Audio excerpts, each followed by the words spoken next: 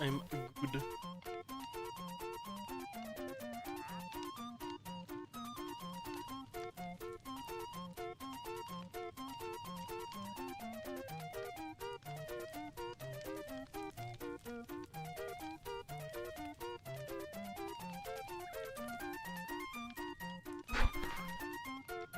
Am I good? Is it good? Good, check.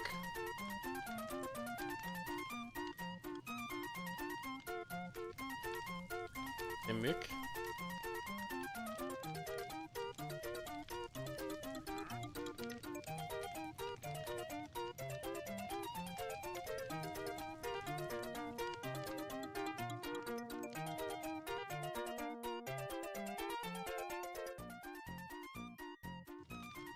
Okay.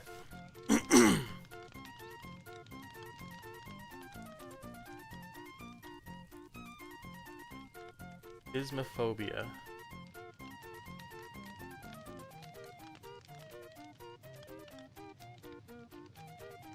Yeah, I might go back to. I really do.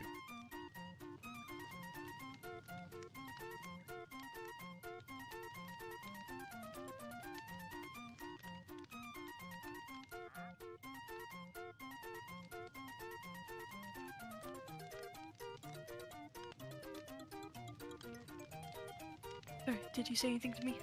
Yes. What? You have to wait. Oh. Sorry, I was setting up the spot for Bear. Ow. Ow. So he can look at the window. Ow. Ow. I was saying I may very well go back to sorry, just made some. I do miss playing it. I just like. Are you going to Smite 2? Well, I mean, maybe both. I I played one a fair bit yesterday, and it was like it was fun. The people I played with were stupid as hell, but the rest of it was fun. I feel like that's always the case. No, it was extra dumb, extra dumb. Like they were all telling each other how bad they were, but yet they were all, yeah, I don't know. I like. I just feel like it's like a chasing its tail thing, where it's like Yes, what's up? Let me check something quick. Is this your build thing, or is this something that was said? No, it's regarding Smite. Oh. Yeah. Okay, I would say I would play with you, but I don't have the room to have so many games at once. So if I were to join you with Smite, I'd probably have to get rid of GTA. One sec.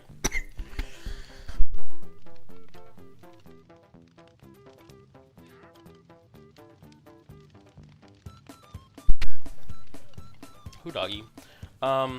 That's so lame. I literally only have 2 games downloaded right now, and they're taking up all the room. That's why I mentioned earlier about possibly getting rid of GTA. Because I wanted to see, like, So yeah, GTA is I don't even know how much room. like 100 and something gigs. Yeah, and Smite is also like 100 gigs. Smite 2? Well, you're going to do Smite 2? Yeah. Because I will not do Smite 2. Oh? I know, I already can tell that game won't run on my computer. Wait, if you turn it to the very minimums of everything, you might be fine, actually. I have Dead by Daylight on the low settings, and it still has trouble. Yeah, but when okay, to be fair to Smite, sorry, when I played it when you saw it, it ran really bad, like really bad.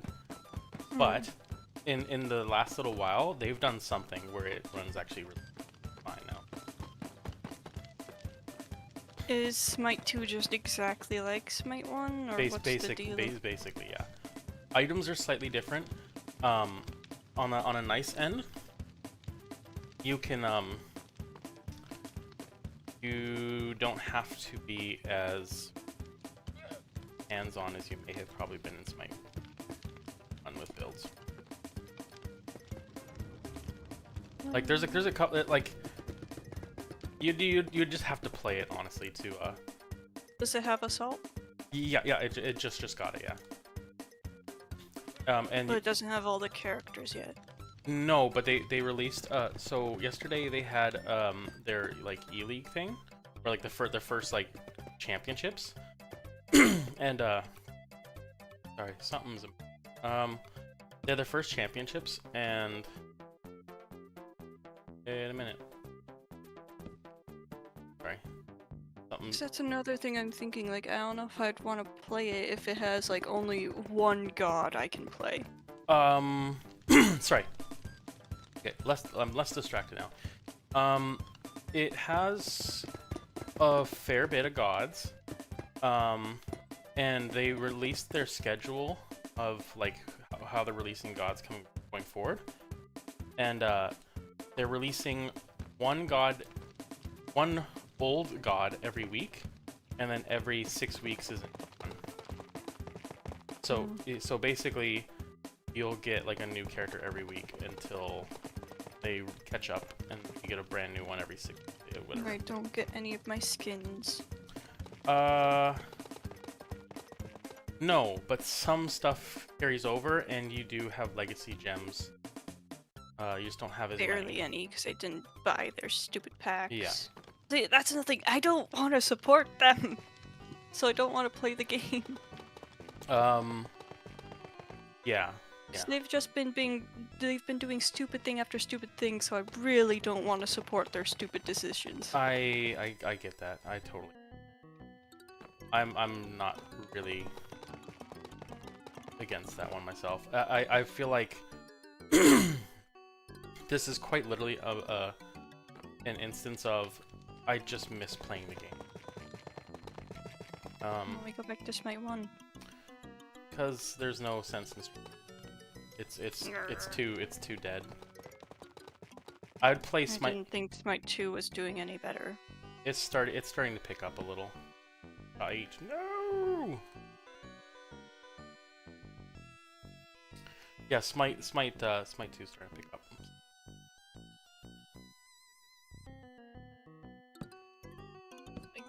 God, this is so dusty.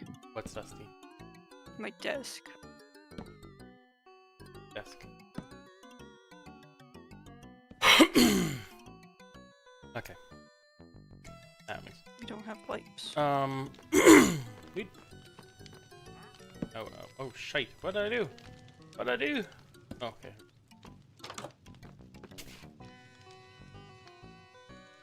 Yeah, I mean, well, here's the other thing though too is like they oh,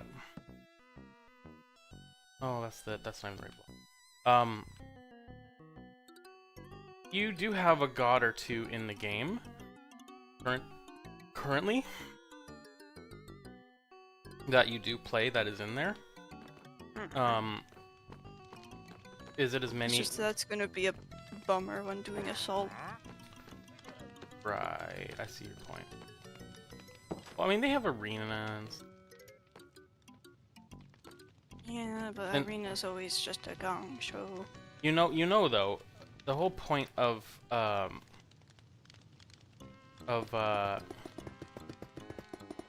assault is to basically get your hands on gods that you would normally play.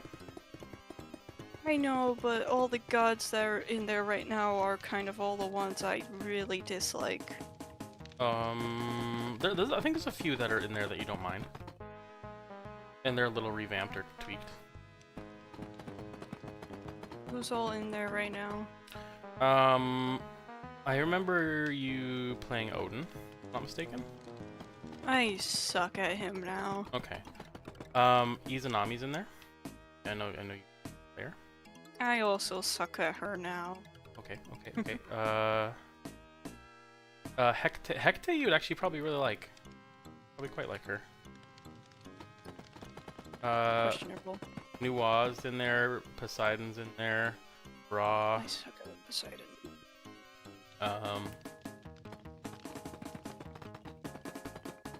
What else? I hate Thanatos. Yeah, I would. Don't worry about him. I wouldn't. I wouldn't. That. Is Mulan in there? Bear. Yes, she is.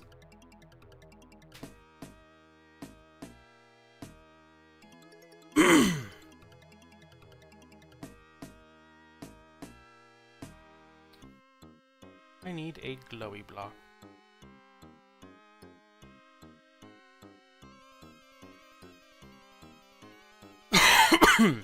Yep, they're both. Hmm? He wants out so bad. Oh. Yeah, just stick him in there until. Don't be causing trouble. Yeah, and I don't need to hear the barking Barking. or yelling at the cat. Oh. Not the literal, but the more figurative.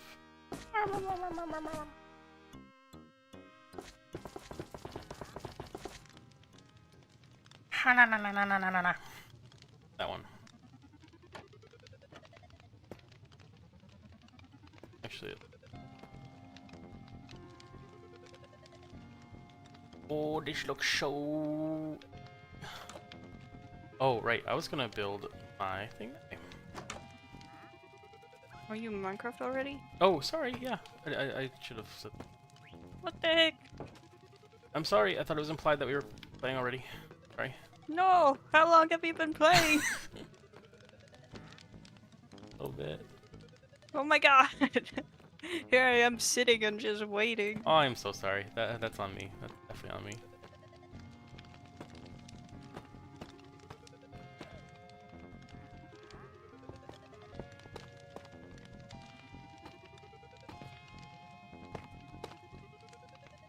Oh, And you're streaming already too? I had no idea.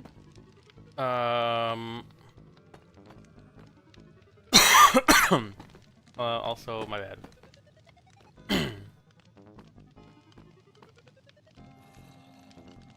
I'm doubling down. Sorry.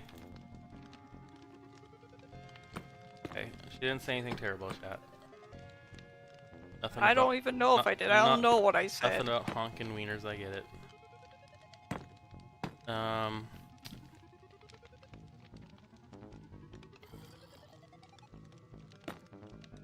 Oh, kind of a funny thing. Yes.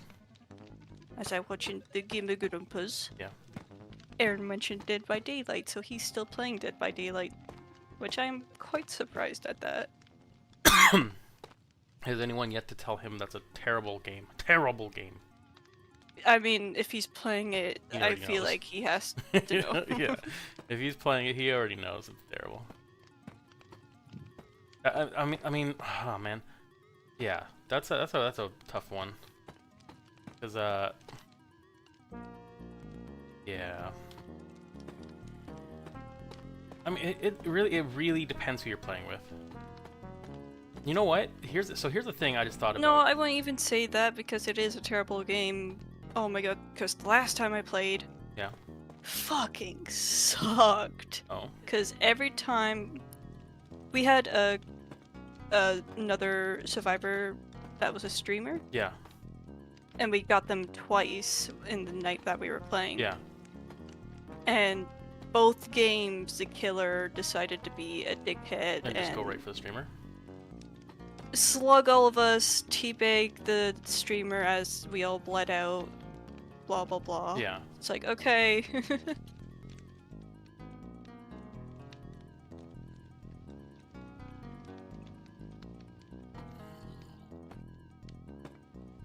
And then, of course, whenever the killer is a streamer, they're also doing the most heinous plays. Mm-hmm. It's like, you're really willing to play like that on stream? I don't get it. Yeah. Weird. What's up? He wants to Ah, poor boy.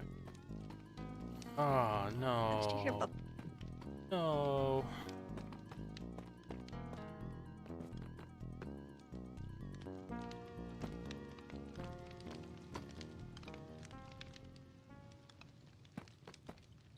I have to make this so tight. Like, this sucks. Not having all this boat ever. I'm sorry, bear.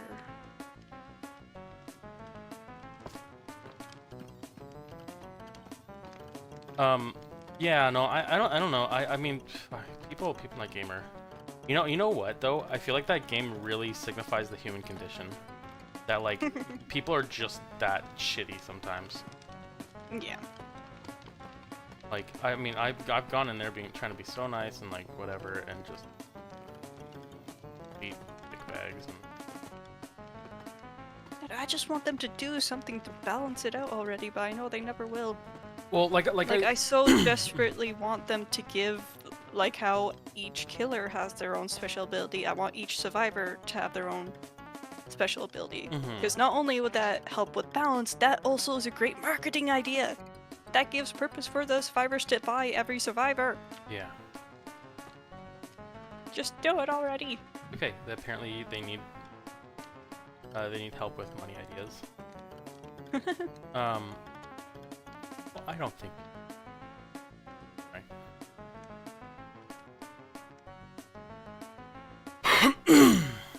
Trying to see if I can. Oh no, I can't. I need to.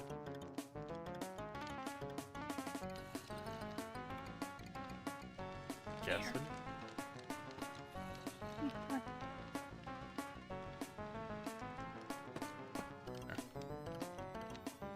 No, I have to take a little bit of a hit on the outside, but it's okay.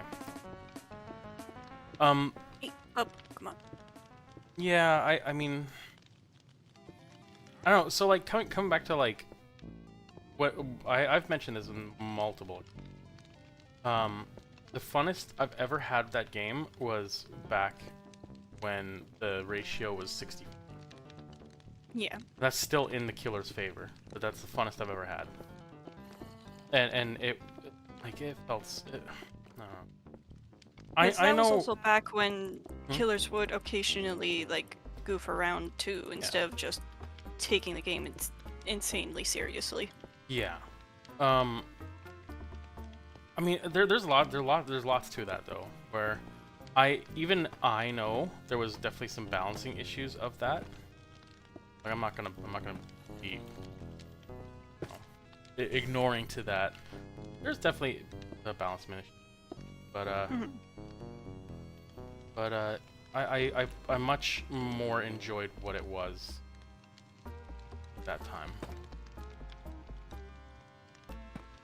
Like for how games are right now, I'm sick of like having to go so hard every game, and then like because we play against a lot of killer Twitch streamers, I go back and watch their VODs of when I'm facing against them, and they're just like chilling out, reading chat as they go about stuff, taking it easy. I'm like, how the heck are you doing that while I'm sweating my pants off?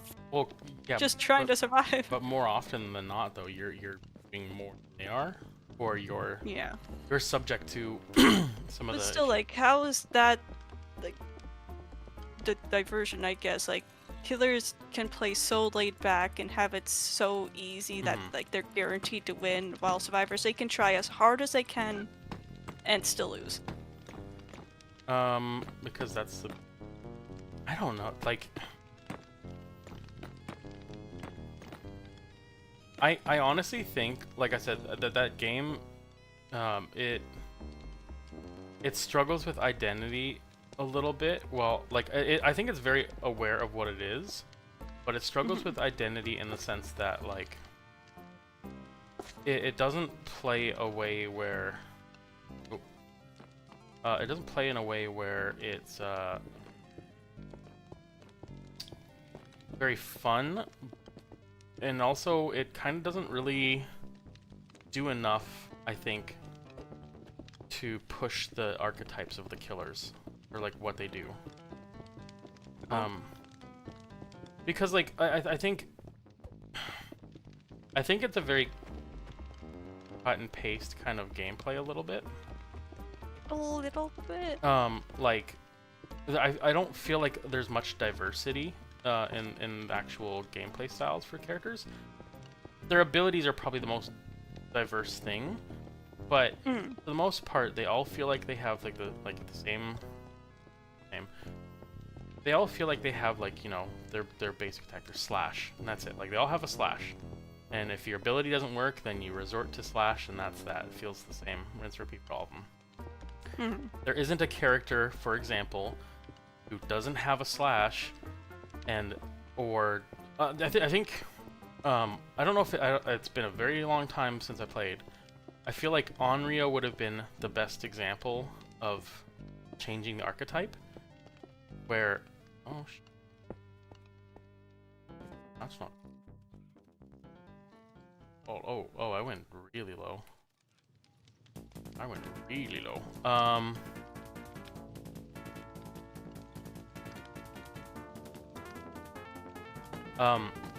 But I think the Onryo was the perfect example of changing the archetype. And I say that because they had a gameplay built around teleporting and stacking their debuff. And like that, like let's just say hypothetically, Onryo has lost the ability to strike. Then you change the gameplay type that you are trying to essentially build up their debuffs as quick as you possibly can to get them.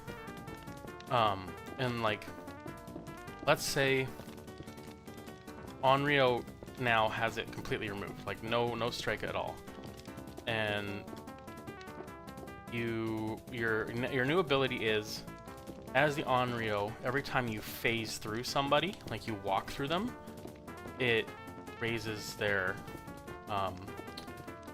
that condemned meter. And so as the Onryo, your point is to literally just find people as quick as you can and keep almost haunting them. That's what Onryo players already do. Like the meta thing for them, because I played against one of them recently, so like yeah, it's still the same. It's just they keep teleporting constantly everywhere to every TV until they get the condemned filled up. But that okay, but like let's say that is the gameplay mechanic for Onryo, and then like just a very annoying mechanic. But like okay, so here's another one though for example for Freddy. I mean, Freddy's a little bit of a different circumstance because like Freddy I can't talk about yet because I haven't seen how he plays because they just changed him. Okay, but let's say for Freddy, his archetype is that he wants to get you to fall for his tricks the most. Like, can you? I might need actually help me out here. Why? Because I can't tell where one tunnel is and the other one starts. Oh. Can I teleport you to me? I suppose. I'm giving some bad example.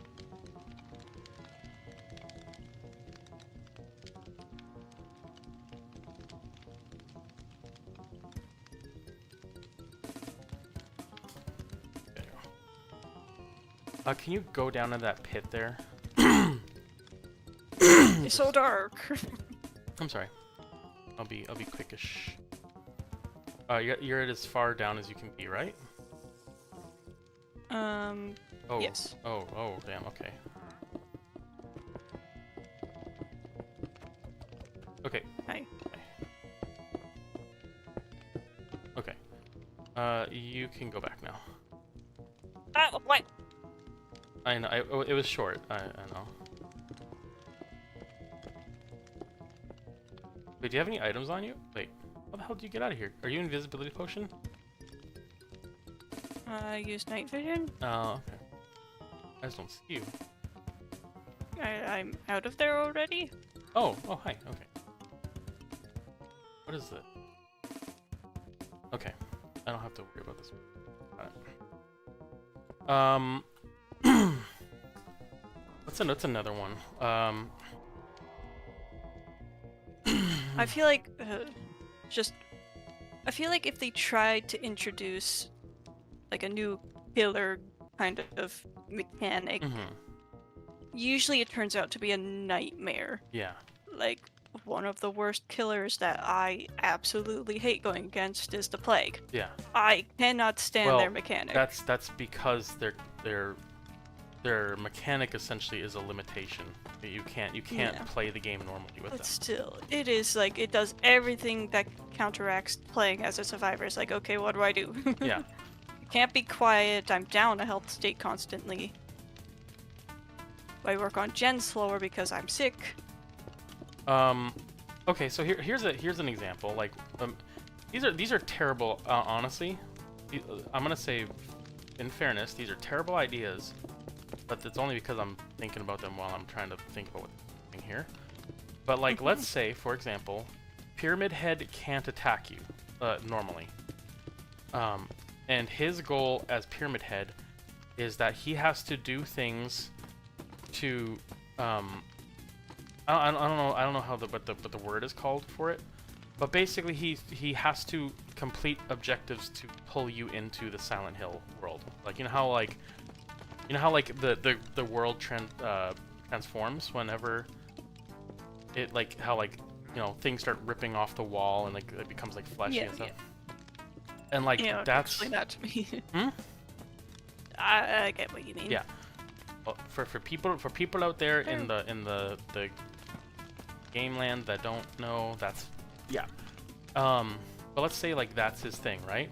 That is his gameplay mechanic, is that he is trying to essentially open the rift so that he pulls you into Silent Hill world, and when he's in Silent Hill world, that's where he like overly excels to the point where it's like that's how he gets you, is that you I mean, that could have been implemented, like, but I feel like people would compare it too much to how Freddy's thing kind of works, where he pulls you into the dream world. Yeah, that's fair.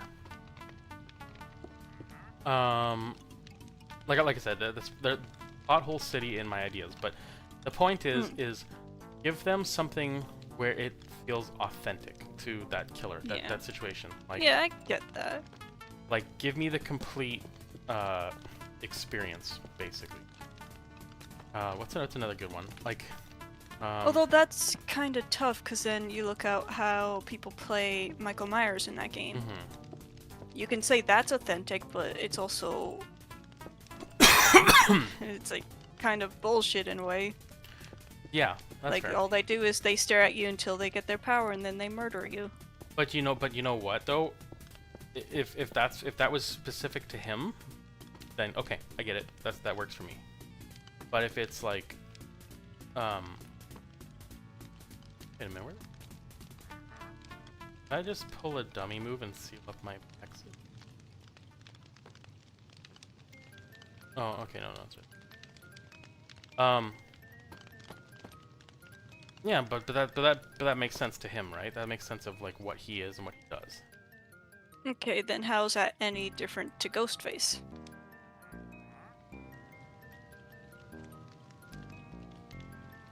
Because they're both essentially kind of the same thing. You know what I would have for Ghostface? What? And you'll think this would be kind of stupid, maybe. I'd have, okay, here. I'll play devils. I'll give you two examples. Oh, that would be really fun. Really, really broken, but really fun. You know they don't like to make the game fun. I know, but this one's a funny idea. Like, this is fun until you get hit with the bad, I'm gonna say the bad RNG of it, and then it would be very one-sided.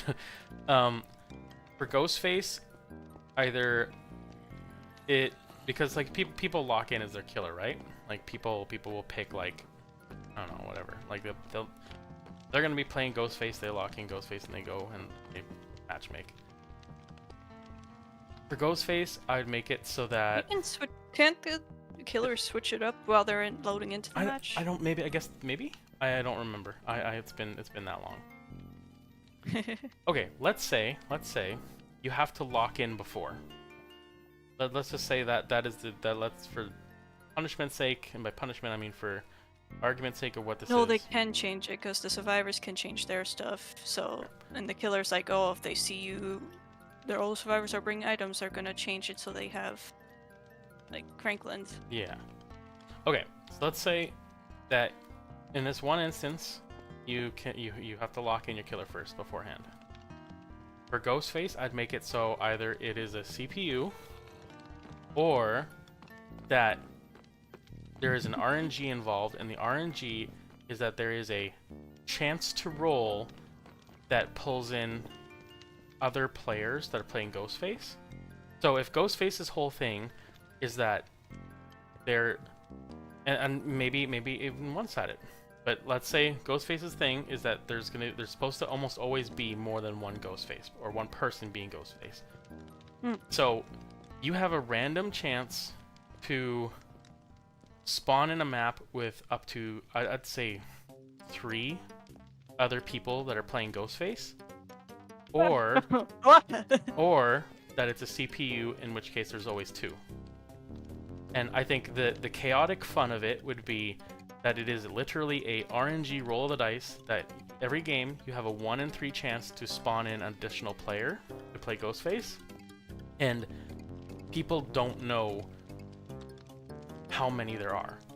And that's where I think as it'd be cool and funny as that may be, it wouldn't work for what Dead by Daylight is. for what currently it is. No, it wouldn't. But that's just it though.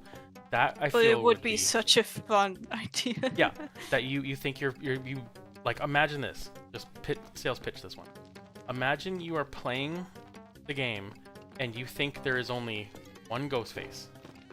And as you're playing, you find, oh shit, there's a second one.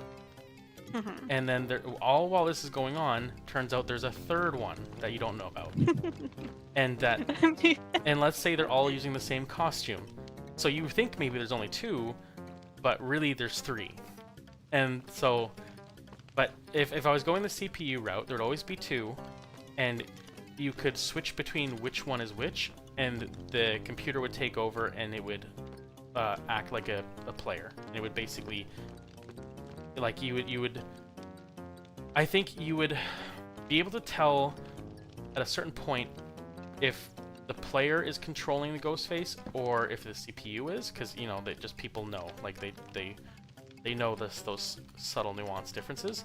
They know the bots. But that being said, though, does it help you to know that, knowing that at any random moment that CPU Ghostface could turn into a regular one, or That's a thing they could do, because they already have the twins mechanic where you can switch between Victor and the big person. Yeah. Whatever their name is. That would be such a cool idea to fit the Ghostface's theme so well, but I mean, Dead by Daylight would never do that. But that's my point. They wouldn't do that. But I think that gives. They need to keep the theme of Dead by Daylight as boring as it is. But that's where it comes into, like, that's where I think it would excel it by making it more. It'd make the game more diverse. Yeah. Oh,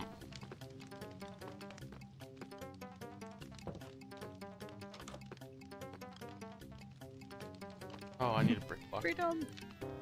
But that's what I mean. Like that'd be cool. Okay, here I got one for Nemesis. Oh God. Hey, this one would be pretty cool, I think. So as Nemesis, you start the game as how he is right now, like in the game. But to play to regular Nemesis lore, I'd even chalk it up to, as he gets like paladed and stuff like that, as you stun or stop the Nemesis, he starts to transform, and then you get the transformations of Nemesis that you get in the game. So at first, like, you would play the regular one with the black suit, the black garbage bag suit, but it's not really garbage. But the black It's a garbage bag. It looks like it. But you play as that one, and then eventually you go up to the Hound version of Nemesis. That'd be pretty crazy. It would be very cool. And like, as in game, his playstyle would change. Get the big bazooka thing. Well.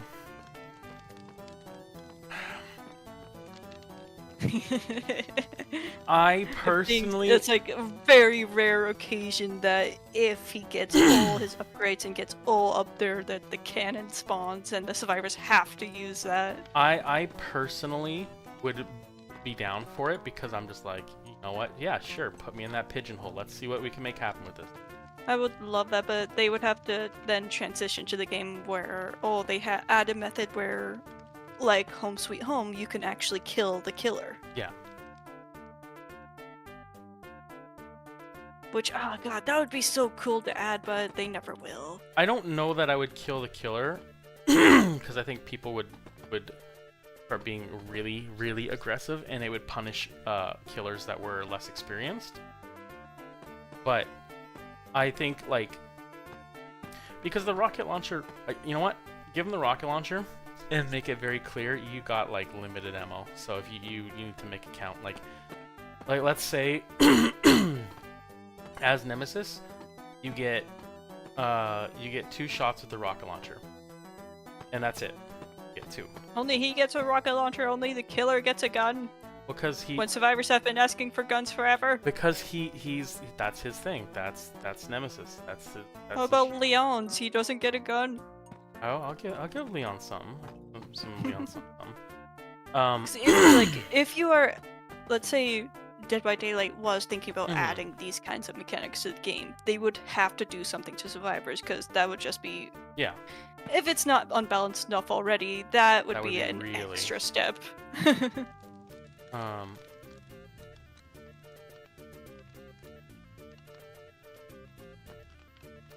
only have like 3.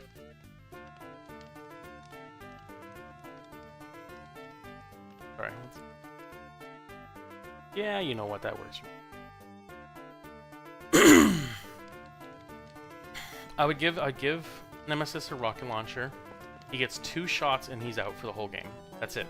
Because even in the games, he only has limited ammo with it, and I wasn't even talking about the rocket launcher.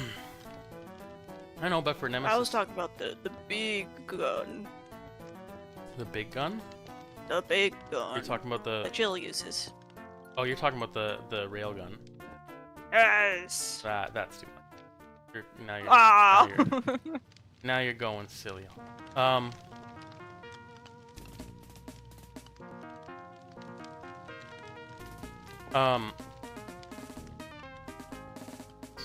one second. Okay, alright, let me come back to this idea. But let me finish my thought on this, and then we'll come back around to your stuff. I would give him.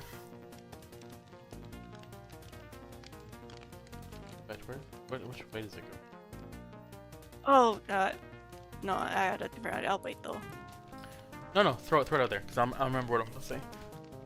So I would go back to Michael Myers. They could almost do kind of what they did in that Friday the 13th game, where you can kind of stun Michael. Yeah. Where it looks like he's dead, but is he dead? I don't know. He could get up in any moment. I think that would do, be like, a big attack. That'd be cool. But do a fake it down. would be cool, but that also wouldn't serve much purpose. Oh no, let's say that Michael gets a plot twist of his own, and that he can take a force down, and it's DVD players.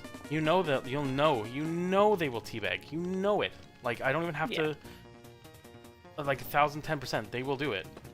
And when they go to do it, Michael can pop up and grab them instantly. and it's almost like if you aren't careful, because instant, but like let's say for example, there's a risk reward.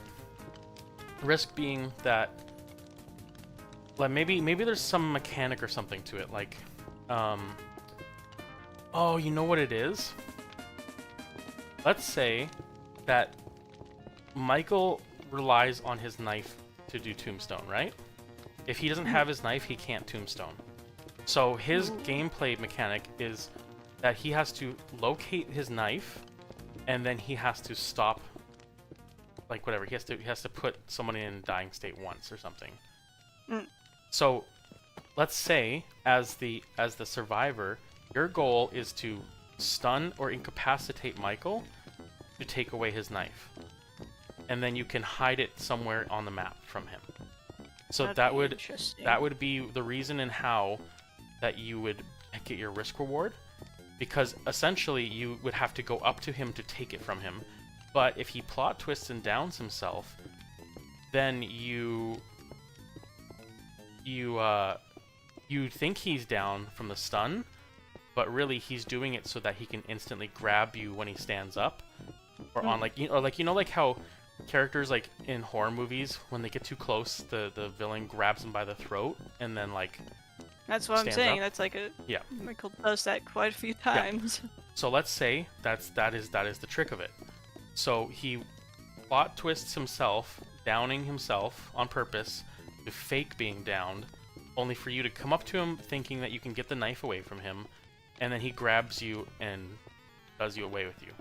So that's the risk reward. That is the caution of it. So as the player, you are putting yourself in the situation of due diligence. Like, am I believing he's legitimately down, or am I going to down him, run away from him, and then try to down him a second time later to guarantee that it was not a plot twist? So then you're really trying to use best judgment. Like, did I actually get it off, or am I not? This is when I say this is how it would break up gameplay. That's what I mean. Is like that doesn't seem like DVD. That seems like some out there weird shit. But it also makes the characters very unique, because no one else is gonna get to do that as their gameplay mechanic. Like, even like as the trapper. Let's say you're playing the trapper. What would it be? I'm surprised they haven't done anything regarding the Frankenstein thing. Frankenstein? Well, other than the crossover. Wait, did they even add a cosmetic for him? I don't remember. Did they? Yep. I haven't seen it once. Okay. What is a trope of trapper characters in horror movies? Like, just I have it already. I'm just asking you, what do you think it is? Like, what is? Well, I mean, traps. So that includes like all kinds of traps, bear traps, the tree traps where you get like you step in the rope and you get flung up. Yeah. Yep. Okay, but what does that ultimately lead to in horror movies? Lead to? Yeah. I'm gonna answer this for you at some point, but I just want to see if you can figure out where I'm going with this. I don't know where my mind is going right now. Is he uses the people that are trapped to lure other people to them.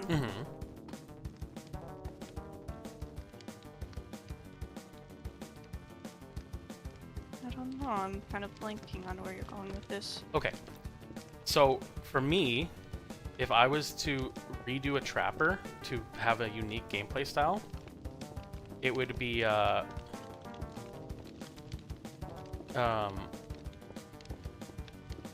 I'd almost call it like something like Hunted Hunter, where your goal as the trapper is to hinder your opponent so severely to the point where they can't get away from you. Because like in a lot of horror movies, whenever there's a trapper character, they injure their prey so extensively that they can't get away. So like for example, they bear trap them, they maim them, they whatever. And I think like that I would call it something. I don't know what I'd call it. I'd call it like something enduring or something. But basically, your goal as the trapper is to break your opponent's spirit so greatly and make it so that they are so helpless that the trapper can do away with them. But as the trapper, you don't just get like the silly bear trap or whatever. You get like a lot of traps. You get a whole bunch of things. Like you booby trap the shit out of the place. Like that you have like like it's almost like you're like the predator. You get like a whole arsenal of things you can do, and every time you do things, it leads to an effect where it benefits the trapper in the long run. So for example, let's say one trap makes it so the character will bleed out if they're not tended to. That's regular DVD staple. That's not a big deal. Like they already do that. And let's say there's another one where for the rest of the game or something like that, you take a movement penalty. That you take an unfixable movement penalty. Gross. But it stacks. So at first time you get hit by it, it's one thing. Next time you get hit by it, it's another. The next one you get, like, it just progresses to a point where you can't outrun the trapper. But that also encourages other things too. So let's say, as a team, you know somebody on your team has already been hit by the trapper like 3 times by like the slow one. Then you know they can't get away. You know they can't. Then you have to start either protecting them or shifting what that other person can do to like make that person still be useful, but so that, like, you know, the trapper doesn't get away with getting them. I think the only thing I'd be worried about that kind of mechanic is it would just kind of promote the tunneling aspect of the game.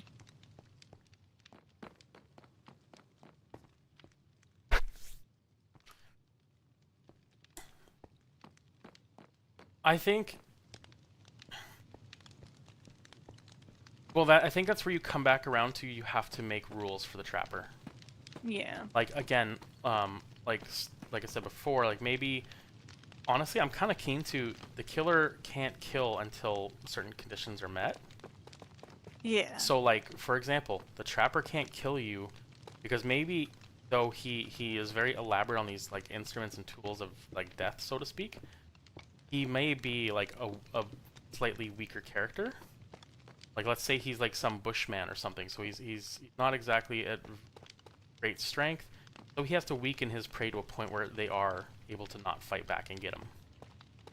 That's where, like, he can't kill you that early on, but once he weakens you enough to like a threshold where you can't really fight back, then he gets you.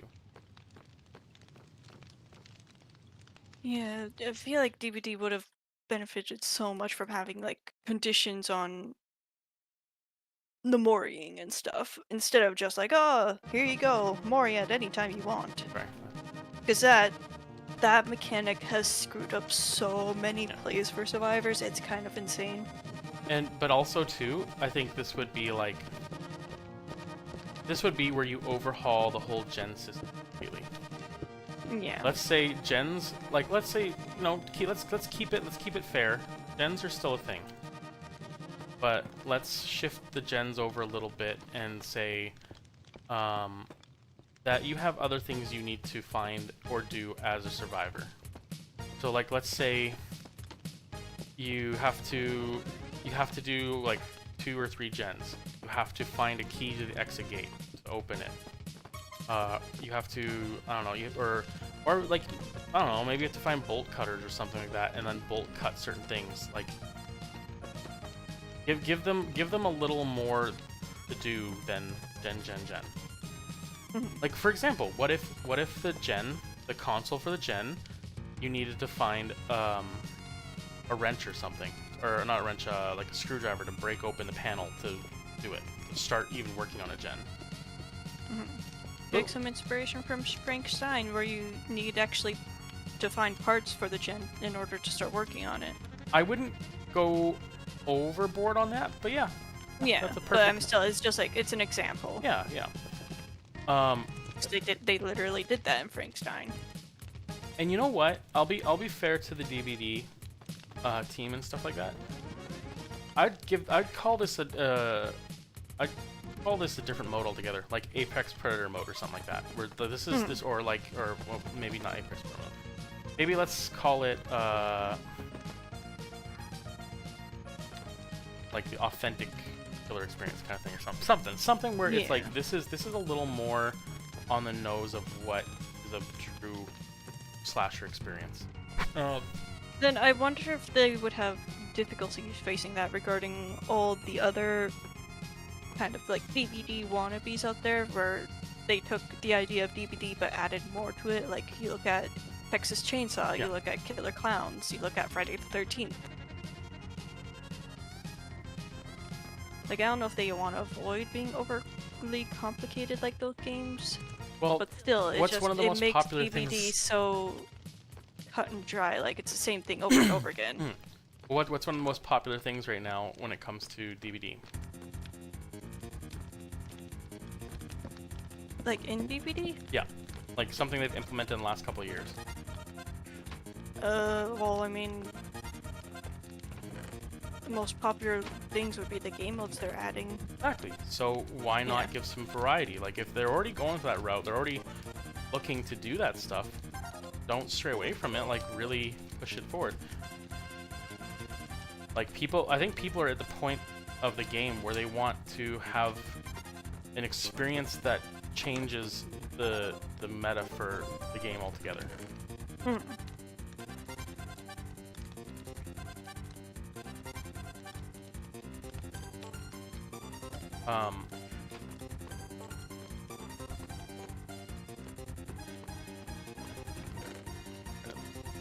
Empty chest and break some stuff up so I can start getting ready to.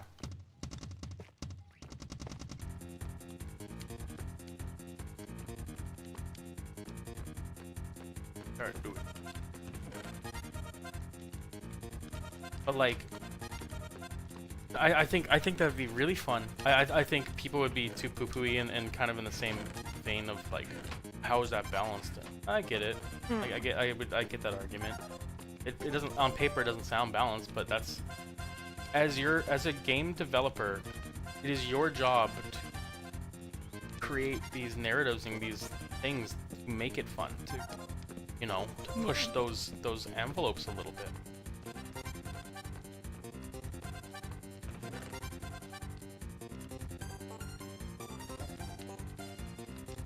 But like, I mean, I think that'd be really cool. I think all of it, all the stuff I'm pitching on paper sounds cool. It would be a lot of work, but at the same time, if you're telling me that your game's going to be out there for over 10 years, how could, what's stopping you, right? Like,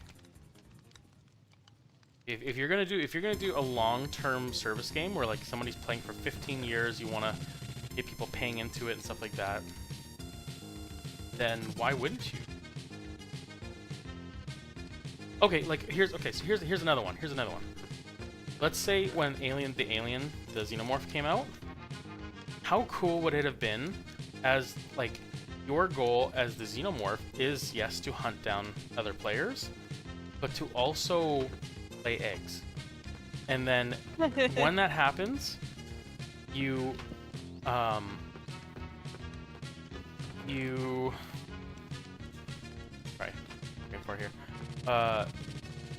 you have a timer on the eggs, and after so long, they will hatch, and they will spawn the little face huggers and stuff.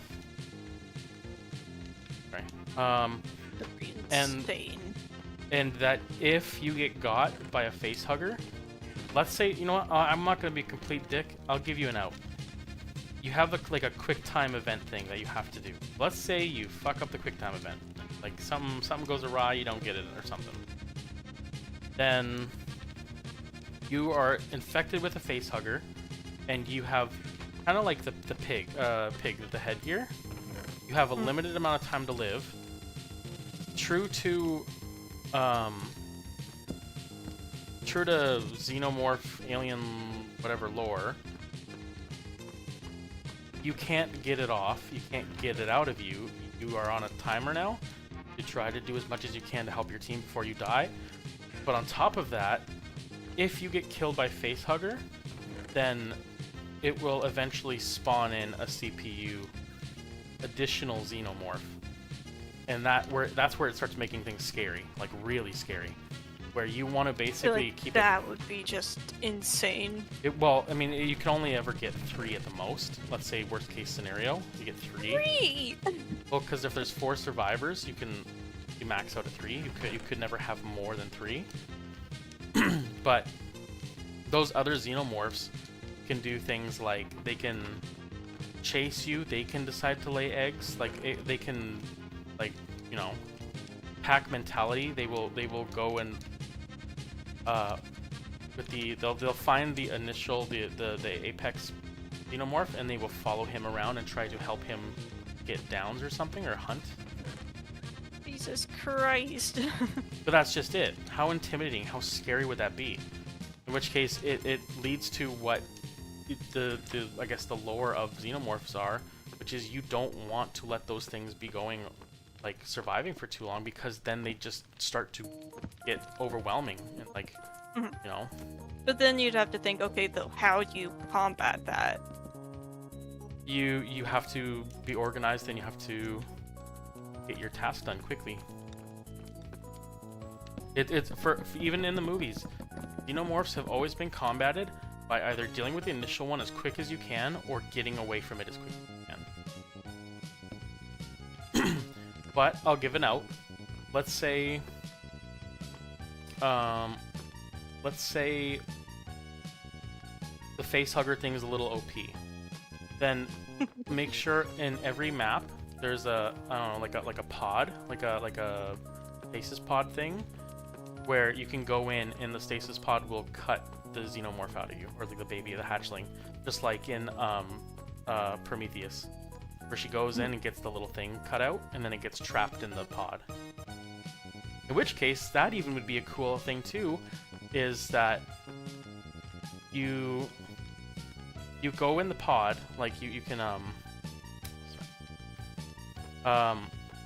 you go in the pod, you get the thing cut out of you, and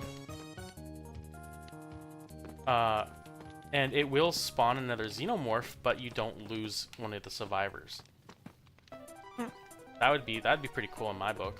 I mean, because then you're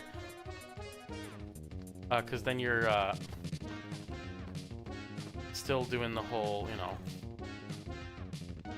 spookiness with the overwhelming crowd, but you don't, you know, have a equal amount to deal with it.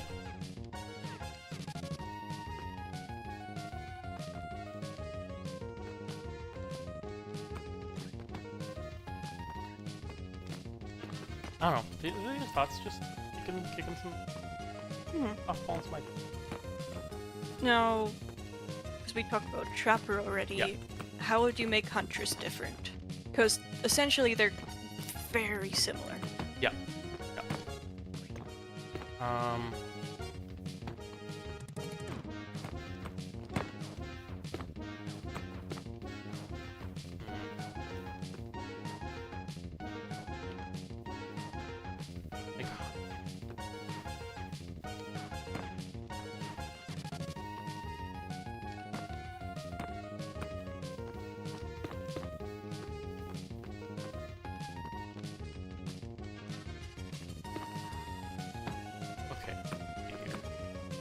Yeah, sir, I'm struggling to think of anything, because how do you make it vastly different from Trapper?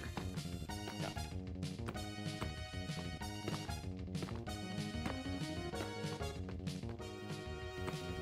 Right. There you go.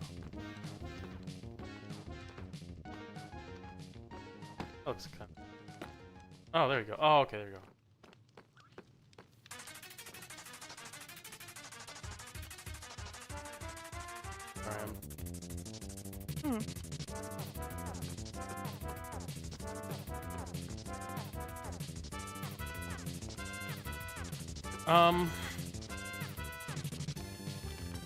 Oh, because I'd be... Got it. Okay. I personally think that the Hunters and the Trapper, those are very similar in what you think they'd do. They work differently. Huntress, or a hunter, is like a tracker, someone that can find things, that can find clues, that knows where their prey is, that knows how their prey works and stuff like that. I think that's one of those ones where I'd give them a lot more of an ability to find people and or know them or keep For tabs on them. hunters? Yeah, I as keen as much as I don't like when characters are too in the know of where other players are, I think that is the one where it probably is the one where I'm like, okay, if I'm gonna make a rhyme or rule for this one, I think this is the one where it makes the most sense to let it happen.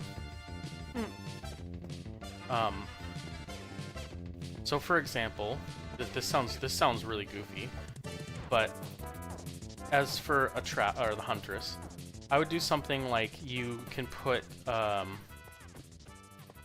mud piles on the ground or something, and when a survivor runs through it, then they start leaving tracks, but they don't know it because the survivors don't have the knowledge that the hunter does, right?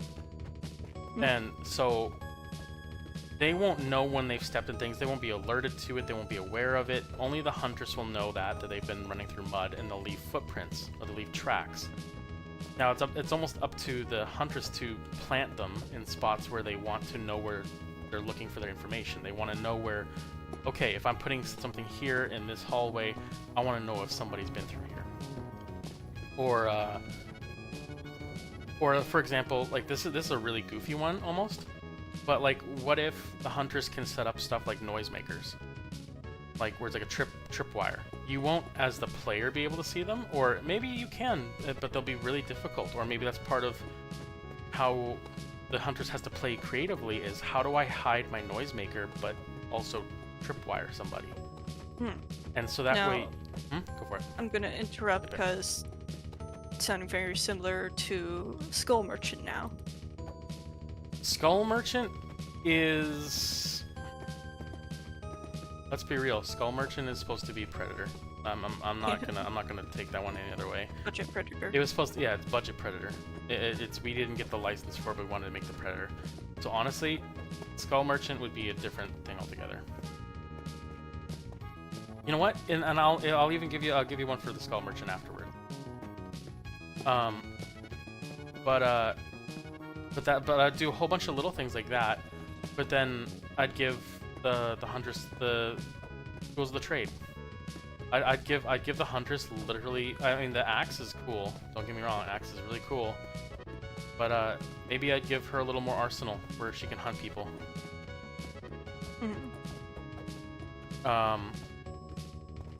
Like what if, for example. Okay. Here, I'll give you two. The axe puts you in an injured state, but the huntress also gets a bow, and the bow will, though it won't kill you, it will slow you. And I'd even go as far as to do little things like imbued tips. So like that gives the huntress a little more control over what is going on. Let's say imbuement of poison or something like that, where your character becomes poisoned, so they work a little slower, they're a little sick, they make maybe some noises or something like that. Or I don't know, like let's say maybe let's call that one like imbued with venom or something like that, where their blood's starting to get coagulated, so they start to like lock up and seize up a little bit, so they're working slower, they're not quite as spry as when they're healthy. What else could we do?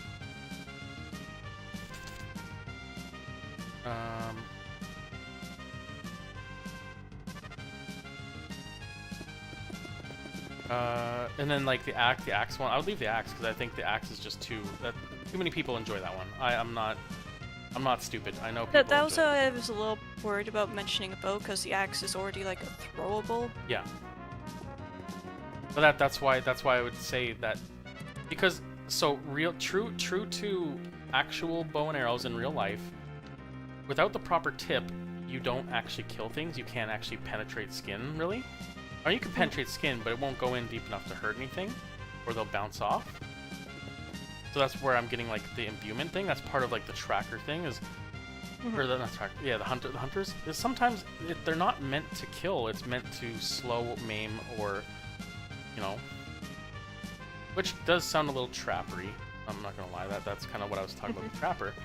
But I think this is a lot more in trying to find your prey and keep them in your control a little bit. If we're talking, what would I give to her that she already kind of has, or improve upon something she already has? I think it would be really cool if we made her axes work a little more in the same vein of like Call of Duty. How axes in Call of Duty used to work, where you could bounce them off things. I think that'd be really cool. So like you could like literally throw it kind of at the ground and it would ricochet. I think it would ricochet up to like that. Maybe that'll be a perk. Your axe now ricochets 2 times or something. I don't know. But I'd make it so you can like ricochet it. So like, let's say someone's inside of a cabin or something like that, and you know they're like behind this wall. You throw the axe at the wall that you can see, and it'll bounce and hit the wall that they're hiding behind or something. And I think people would have so much fun with that. I think there'd be definitely people that complain their brains out with it, but... Yeah, like, from us talking about this, I'm just wondering, okay, well, what would survivors do to combat that? What would survivors get? So this comes back around to you saying, what if survivors had a unique ability that made them...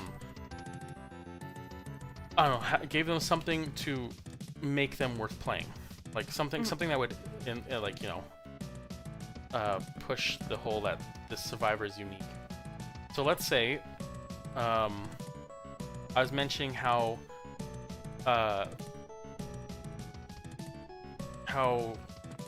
survivors are not as knowledgeable as the hunters, so they wouldn't know to look for these things like these traps or whatever. Okay, so let's make a character then where this character is a hunter. They know to look for that stuff.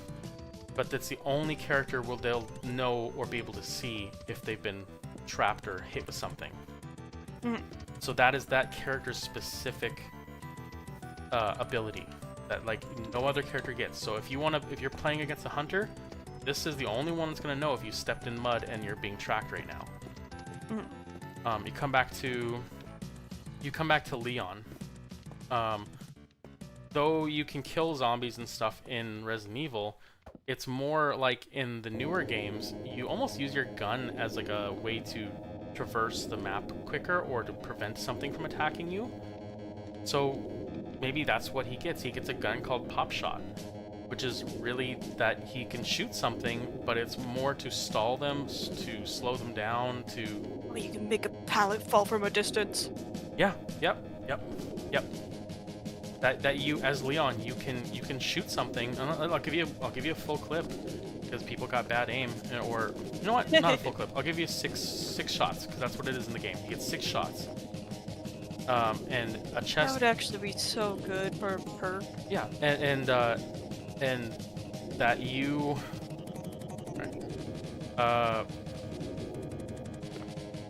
You get 6 shots like in the game, and you have a chance, not guarantee, a chance to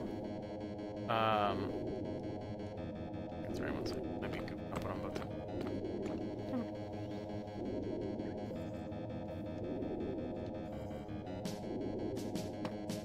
I want it to be 1 back from. Okay. Yeah, it's a chance to find additional ammo. It's like that's like how it is in the game. That's how it is in the randomizers even. People love the randomizers, so why not take a page out of the randomizers book? You're not guaranteed to find a thing, but you might. And honestly, I'd say you have a low chance as well to find a herb or a first aid spray that actually heals you. I think that would be I think that's what I'd call Leon's That would be. That would be good. I'd call that Leon's character ability, which is Lone Survivor, which is that being the only survivor of Raccoon City, he knows to scavenge and find whatever it is to get him through. That's a little difficult, though. What do you mean? So Lone Survivor, how many other characters in DBD have like that trait? Oh, they're the Lone Survivor. But he is. Like you could say the same for Laurie Strode. I would not say that of Strode. I know, but like she is a survivor technically. Well, in that sense, like she's the only one that lived. Well, I would. Okay, that is that I would combat that with. Leon is literally one of the only survivors out of a whole city of people. Yeah. Whereas uh, Lori survived Michael. I think that's a very different. Yeah, parent. yeah. Lori was a bad example, but I thought there was another character that was kind of the same as Leon, where they were the lone survivor in the world or something. I don't remember. It's possible. I mean, Leon isn't the first one to ever do it, and to be fair, Claire technically did it too. But I think there's a Resident Evil thing that ties into that called like Lone Survivor. That's why I'm kind of saying that.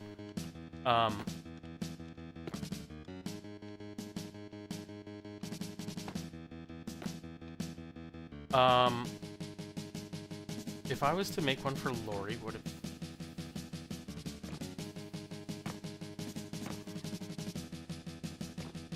God, I wish they would have added like 2018 Laurie Strode, 2018? where she's the complete badass. Oh yeah.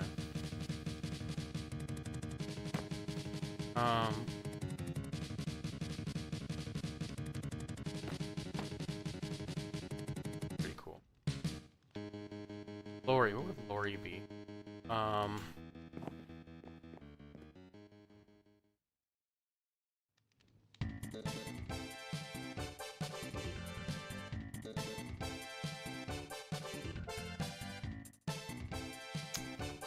I almost want to say like I'd give her something like the one who got away or something, but I don't know that I'd say that.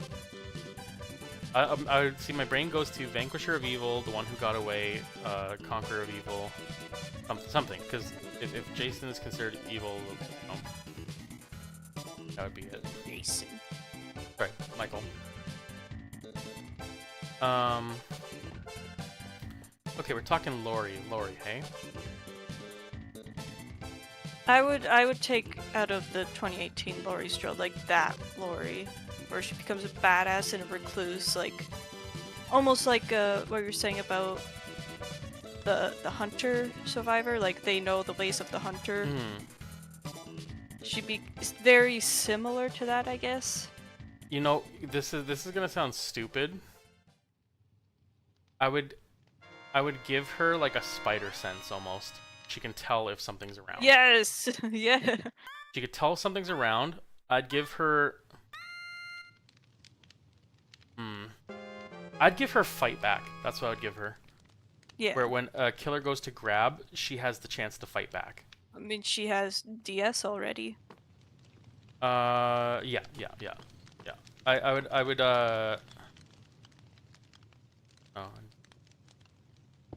Oh. That is, yeah. No, DS would be, DS would probably still be there, honestly. You know, yeah, I'd still come around to, like... I'm just saying that, like, yeah, she is the person to fight back. Yeah.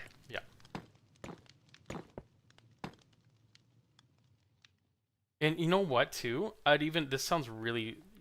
would be dumb in many people's eyes, but I'm like, I actually see use for this. I would make one of the characters a prissy girl, and literally in her getting caught, she will scream, but the scream actually has a use to it that probably would be overlooked by most. It's a killer. That's not bad. I'll take that. But I think her scream would not only alert, but it would keep alert to where the killer is. Huh. Like that, her screaming makes it so everyone knows where that killer is, and they know it the whole time that killer has that person. It's like carrying her and stuff. That would be good, honestly. And I would call that like what would I call that? I'd call that something like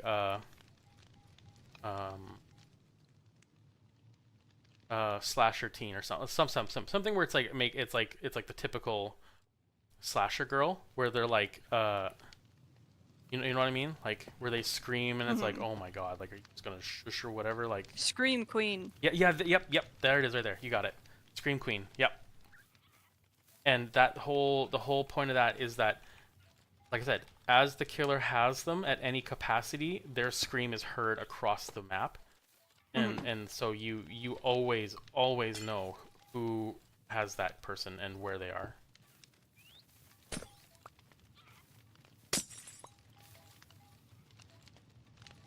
Like and you know until basically you know until they aren't in that person anymore.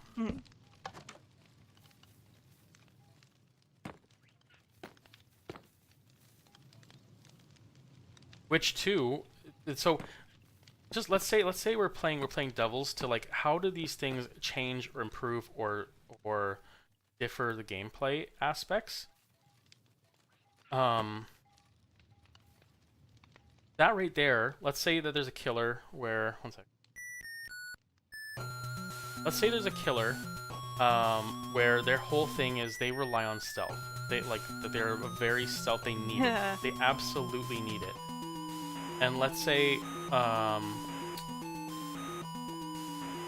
god, I can't think of who's a killer that needs stealth. Well, I mean, Ghostface. Michael Myers. Ghostface, no. Pig, kind of. No, let's like, I'm saying in the movies. Who is a killer that is an absolute necessity? They're a silent killer. Because Ghostface, I would say, throughout all the movies, he is a little more reckless than he is stealthy. Yeah, that's true. Who's just stealth? I mean, if we're talking DVD, it'd be the Wraith. Let's say Wraith. Wraith is kind of one that relies on that. So let's say you're playing like let's say current state Wraith, because I'd redo the Wraith too if I was going this route. Yeah. Current state Wraith. Your whole point is to be stealth, right? So by going after the Scream Queen, you essentially break your stealth, and you are unable to be stealth as long as you are going after Scream Queen. So that then makes it so you have to adjust who you're going after because of that. So if you know your whole gameplay revolves around you being stealth and that you need to be sneaky like that, then going after Scream Queen is not going to be a good idea. Because they're going to break you out of stealth, and they're going to basically make it so you can't hide. And you know what? That might even be a really interesting point of Scream Queen, is that I don't need that block. I don't know why I did that. Is that like in most horror movies, they're the character that screams over little things. They're very jumpy, like very, you know. So that'd be like almost a character perk of Scream Queen, is that if you're not stealthy enough, Scream Queen will scream just out of you being a little too aggressive, too noisy, because you're essentially jump scaring them to the point where they're triggering.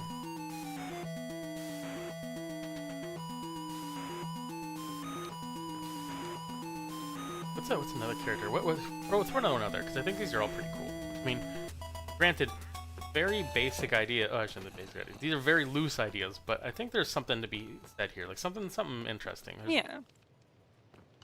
Just trying to think of like stereotypical horror characters. I mean, I guess you could put in the jock. The jock? Where like they can like take an example out of Texas Chainsaw, where they can like body check. Yeah. Why? That's how Dead Hard always should have been. That is a body check. Yeah. It should have always been a body check. They just, I'm so pissed off about Dead Hard, because I've been trying to use that perk again, but why is the window so small? Yeah. Like, it is such bullshit.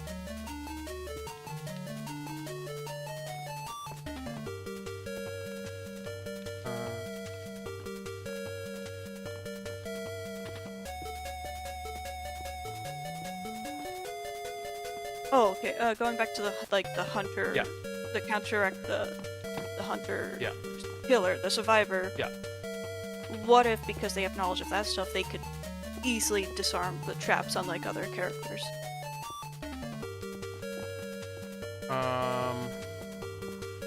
Well, I wouldn't say easily, but they could do it in a better manner or something. They could do it faster.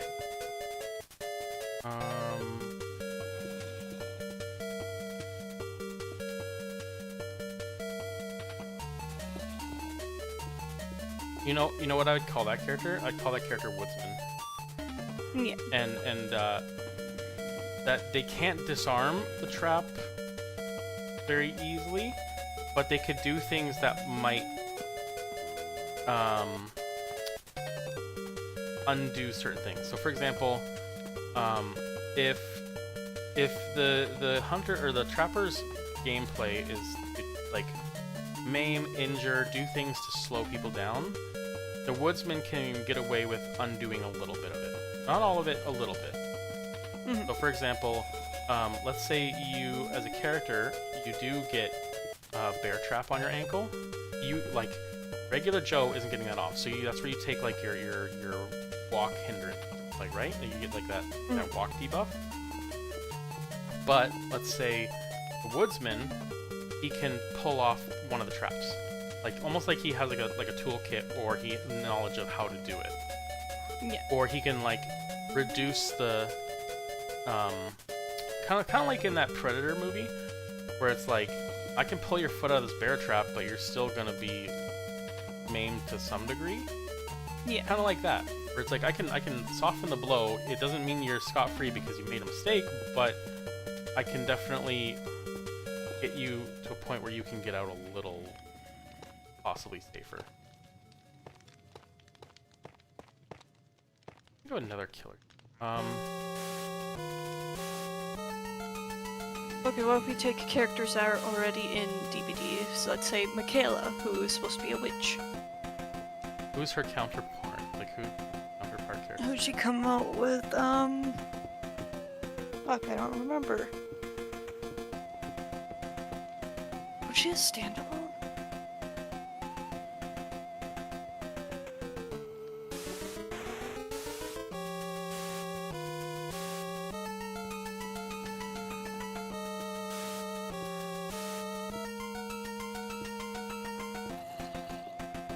That bear trying to get out? Oh no, Bailey's leaving. Okay.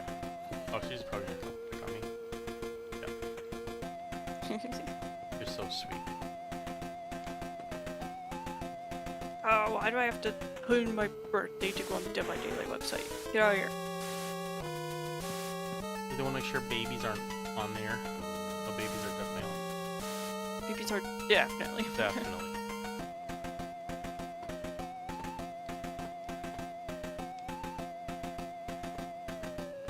I thought she came out with another killer. Okay, but maybe not. even if she didn't, who would be a counterpoint character to her?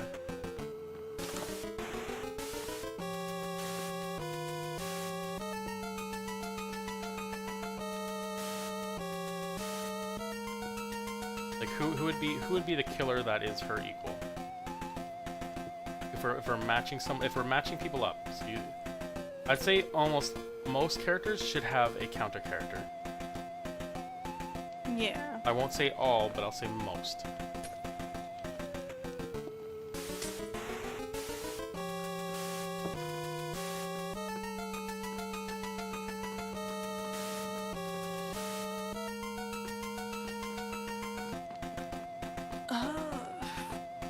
God, that's tough for Michaela.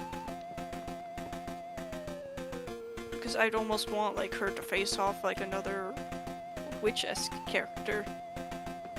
But who would that be? The hag? I guess the hag would be the closest thing, Okay. but I thought the hag went with someone. Maybe not. Like, But Sable, I think Sable goes with the unknown.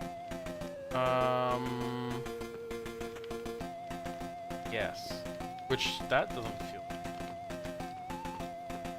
Not really, but whatever.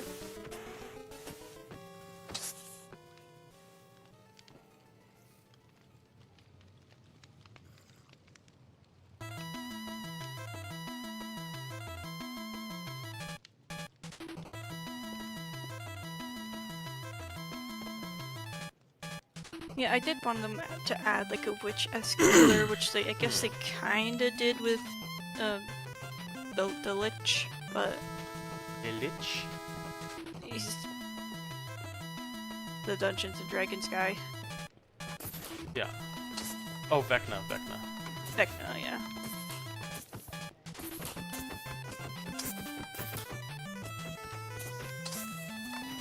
I don't know, like, I just keep thinking about both Michaela and Sable, who are supposed to be witchy characters, and Michaela introduced boons for survivors, which that just totally went down the drain. Like, completely useless now. No one in their right mind uses those. Mm-hmm. People only use them if they're goofing around. Yeah. Which is so sad, because it would have been so good, but it's also... I don't know if it's... I want to say unfair, but I know it's not unfair that the killers can see totems and stuff, because it is a killer item. Mm-hmm. But still, like, the fact that we as survivors have to go out hunting and searching and spending all this time looking for the killer's totems. Yeah. And the killers can just see ours. It's like makes it totally useless. Let's see. Okay, Michaela. Well, what's her deal is more like a sensory thing, isn't it? I guess I have to go read her perks again. It's more like boons. sensing and stuff. Yeah, like clairvoyance.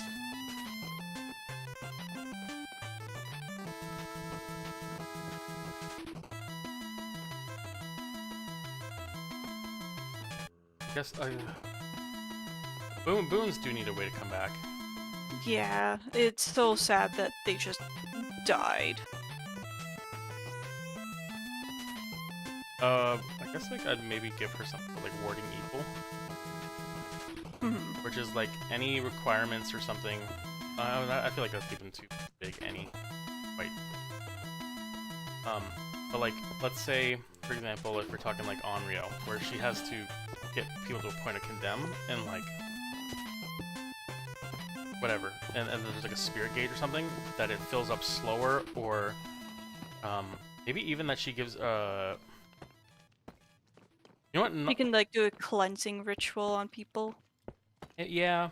Or what's another one? That can either like slow the condemning rate or reduce it by a certain amount. Yeah.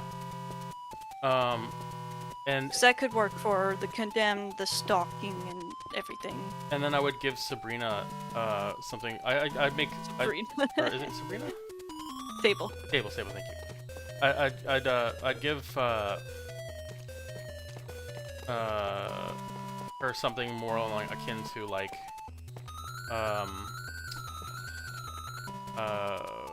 something of the dark arts, like a cultist of dark arts or something. And where that's like, Well, actually, I don't know if he would do that because they have another survivor who is literally a cultist. oh, who?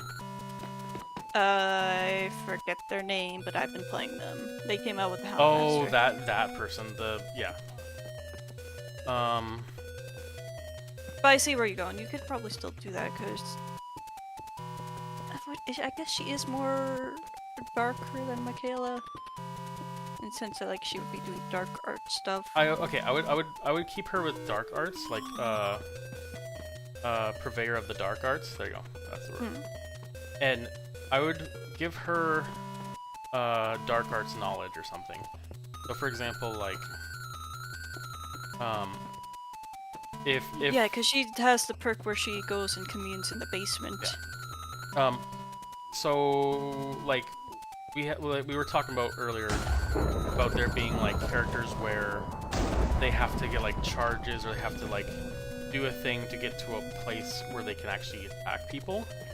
That she would be able to sense how close they are, or she'd be able to see how close they are to getting into those stances or getting into those like phases. And like what items are missing or what they need or anything like that. Like that she has like sense of the dark arts where she can just like see those things. You're kind of in a way, buddy. Are you gonna run? Okay, run. Go. Get out of here! Go! Yeah, stuff like that, where it's like she's able to relay information and find information that helps to do stuff like that.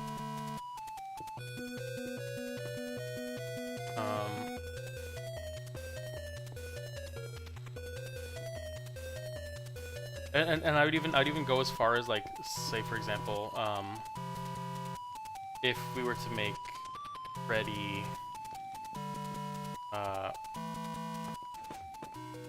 like if Freddy's gameplay is that he can't kill you until he's come to full power, like it is in these, then she can tell what of the things that are like out in the world are part of Freddy's conjuring and what are real. So she can almost see through the mystic veil. Like I would even say that it's probably one of her abilities, like through the mystic veil. And so she has the ability to see what is like a concept or construct of dark arts or power, or what is real, legitimate. That'd be pretty sick. So it's basically she's just a knowledge checker. She gives you knowledge that you would helps people. And you know, all of this stuff too, I find like if you went this route, then you give team builds more purpose. Yeah. So for example, like let's say you want to cover a bunch of bases. So let's say you have people who like you want to just like play the gamut. You want to take like, because if you still don't know who the killer is, let's say like that femininity is unanimous, you'll never know who it is. Then let's say we give like, I don't know, we take, what's it called,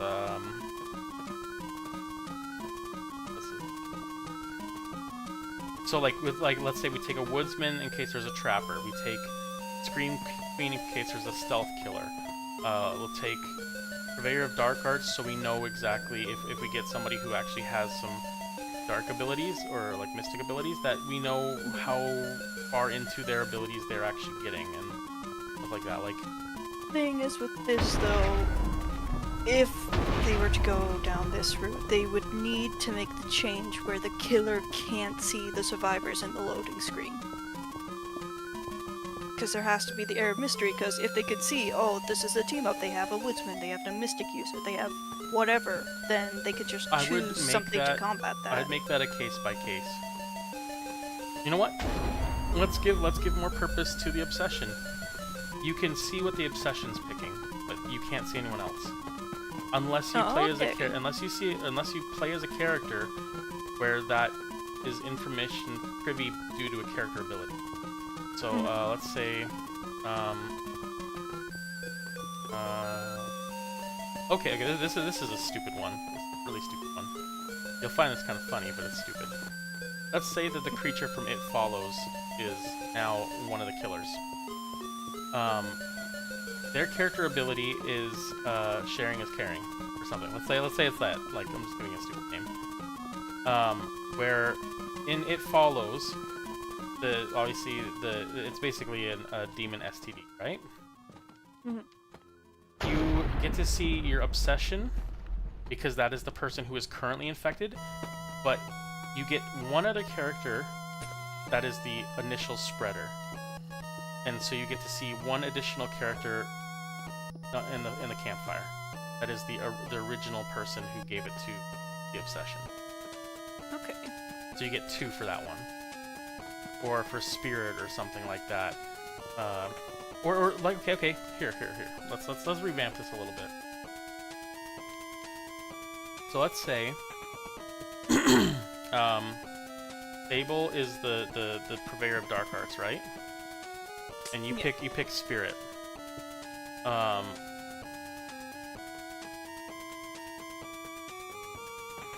As the spirit, you get to see one other person, or you get whoever I guess like the spirit's ability would be like sensing mysticism or something, and so other players who use mystic arts or use Or, you know what? Maybe that would be bad. Let's say hag. Let's say hag.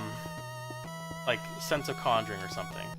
So any other characters who use the dark arts or any conjuring, the hag will get to see them on the character select screen right away.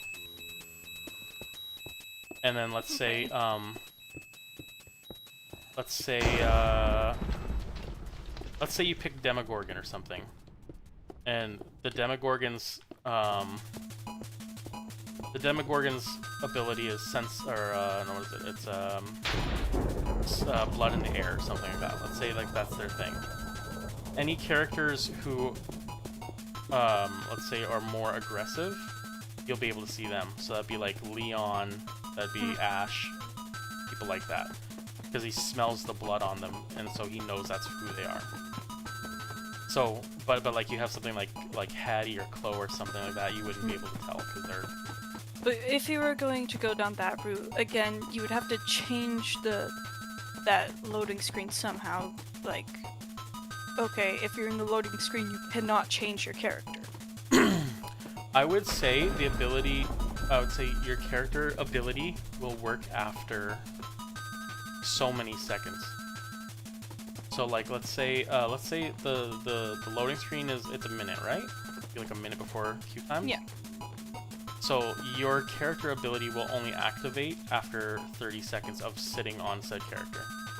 So that basically means you have to sit there as the selected character for 30 seconds, and at that point you can attempt to make a counter pick if you've sensed anybody. If you didn't sense anybody, you just go in cold. Okay. So that only gives you a chance to get that reroll one time. It's not like you can do it a second time, because at that point you've expended your minute and you won't be able to do it. But it gives you one counter pick, one attempt at a counter pick. And obviously, you'd have to. That's for the finessing, the you know who sees what to get. Like for example, let's say like Chucky. Let's put him as like a character who gets like sensing or something. And I don't know. His thing is like, will you play with me or something? And basically only characters of a certain age and younger, Chucky will be able to see them. Gamers included. What do you mean? Fegman. Who? Fegman. Oh, well, no, she'd fall into that category, right? I don't know how old she is. But basically, it's like if you would be a person or whatever who would be likely to have a doll, then he can see you, because it's like he basically, you're falling into the trapping of, you know.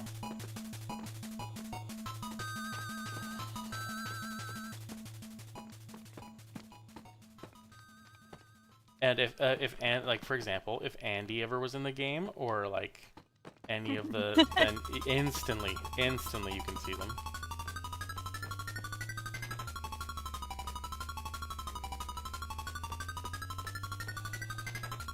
Okay. Here's another one.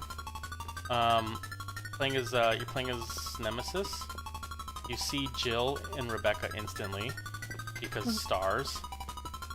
And yeah, like it's just little things. I think it'd be really cool. So, should it almost be like if it's a killer that has like their personal survivor, would they be able to see them all the time? Like, for example, if it's Michael Myers, would he always be able to see Laurie? I would give him something. I'd give him something interesting. That person. No. I'd give him something interesting, like. You know what it would be? That I think this would be kind of funny, a little bit like tongue-in-cheeky, a little. Michael doesn't see Laurie as Laurie, but he sees her as another shape. So like, you wouldn't see Laurie the model, but you would see like a silhouette, like a shifting silhouette. I think that I mean, you would know it's like if you're an playing as astute Michael, you person would know it was that. Lori. If a person knew to look for it, then yes. Let's say though, like, for example, whenever you are on that character screen, that you just see silhouettes. You don't see accurate silhouettes. You just see like a random silhouette or something, right? Mm. But when you see Lori as Michael, that her silhouette does something where if you're paying attention, you're watching, you can see that it does a thing that'll tell you it's Lori. Because if he's the shape and she's the sister of, then maybe... She's not the sister. Oh, Lord, depending on who you're asking. No. That's weird. That he sees her differently. And I think that it acts in two levels. One, that in the lore of Friday the 13th, Michael does see her differently. In multiple movies, he does. It's almost like there's some kind of akin loving there, but there's also a level of, like, you're the one that got away and I need to finish the job. So I would say there's something there where it's like a draw. It's like something where you just gotta have a keen eye. And maybe even that'd be a cool thing to other people too, is it's not always very obvious. Like, for example, you're talking about like Purveyor of the Dark Arts, right? What if it didn't strictly show Sable, but maybe the silhouette has like a purple tinge to it or something. Something where it would give away like, oh, okay, I know they're playing as that. Where it's like you have to be watching what you're doing or paying attention to the screen. Like, you know what? That kind of... I like that idea because I feel like a lot of times people, when they're in those loading screens, they don't really give a shit. They're just like, okay, what items are they holding? Nothing. Good. Okay. Yeah. But if you actually had to look at the screen to get information, I think that that's kind of cool. That would be so good. That gives you a reason to actually give a shit about what's happening at the campfire and not just like, you know,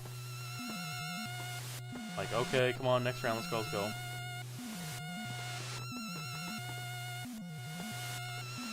Who's another one?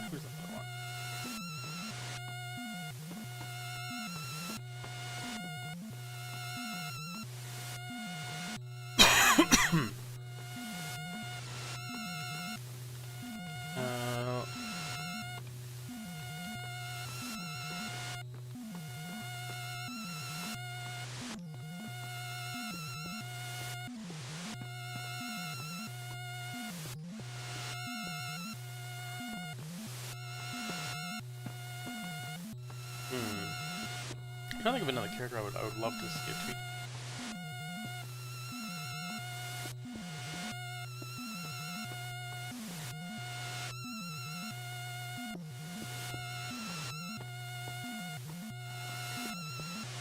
Like even Wesker, I'd give Wesker the same kind of thing as Nemesis. That over time he changes, so his gameplay changes a little more.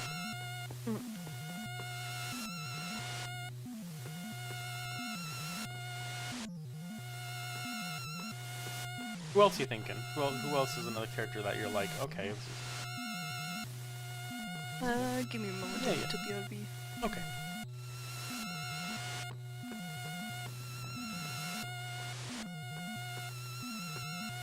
Game Devin 101.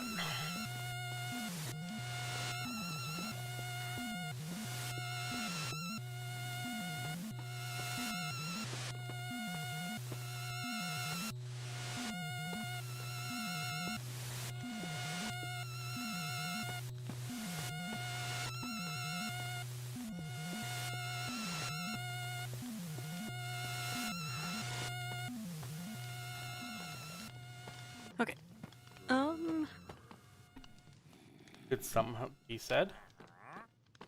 What? Was something said? Or do you... No, I just had to close the window and turn on the lights. Gotcha. I just asking because of I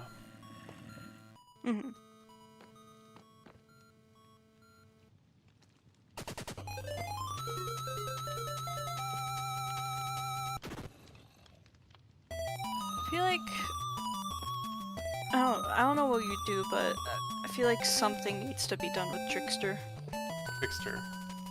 But that just might be me, because I cannot stand him.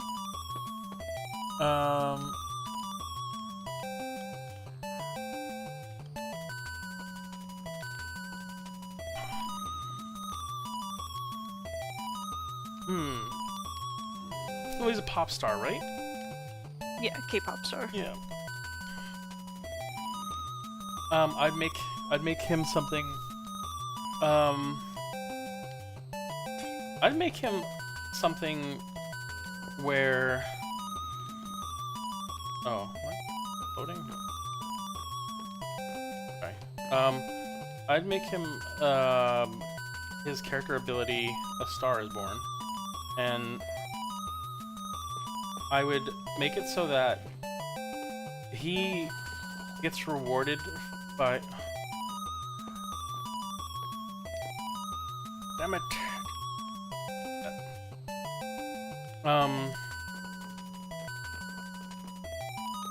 I'd make his thing basically that he has to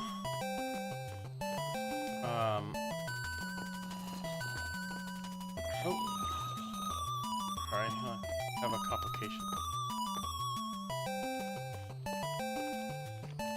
That he's almost like oh no, did that change that on the floor?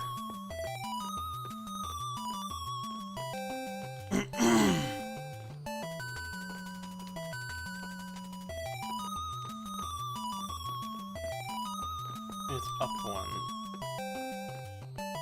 This is confusing.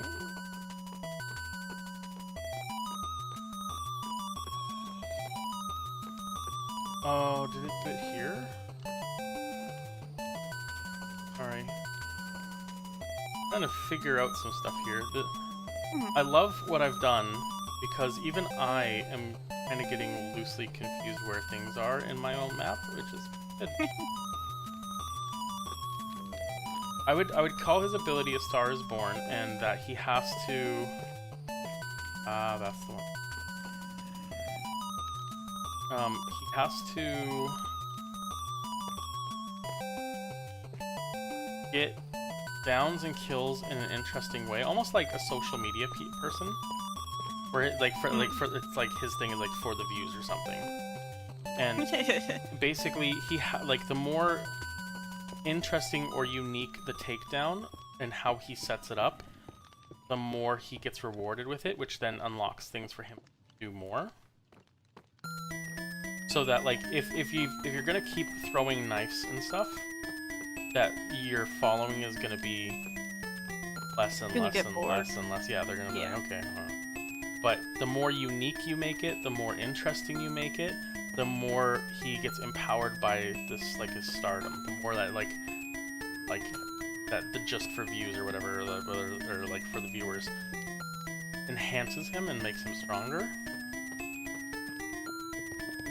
So like, oh shit, I didn't mean. So for example, like, yeah, like maybe he gets a charge throw, or maybe he gets like a really crazy ricochet one, or who knows, like, but like it you know, he gets empowered through these like really silly means that are like kind of cool.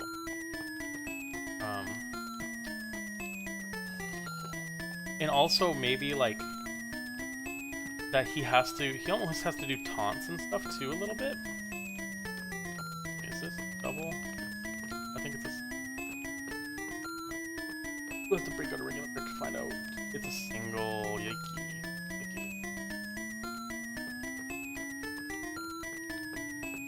Like yeah, like For My Fans or something like that, and like where like he gets it down and then he has to go up to like the person that's down, and he has to like almost do a taunt or something, like For My Fans, and then it empowers him more and more and more.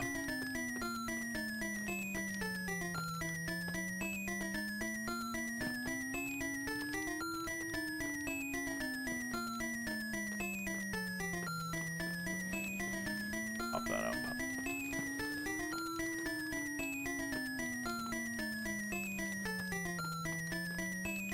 I'm gonna have to start chopping heads in this game, because I rather pesky, annoying little creatures.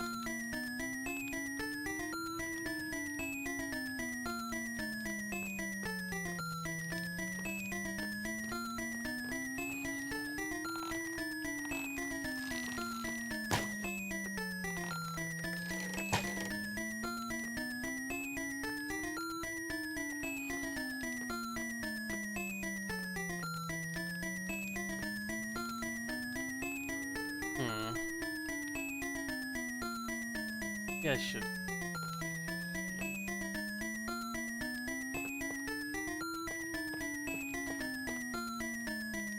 What else could I do with?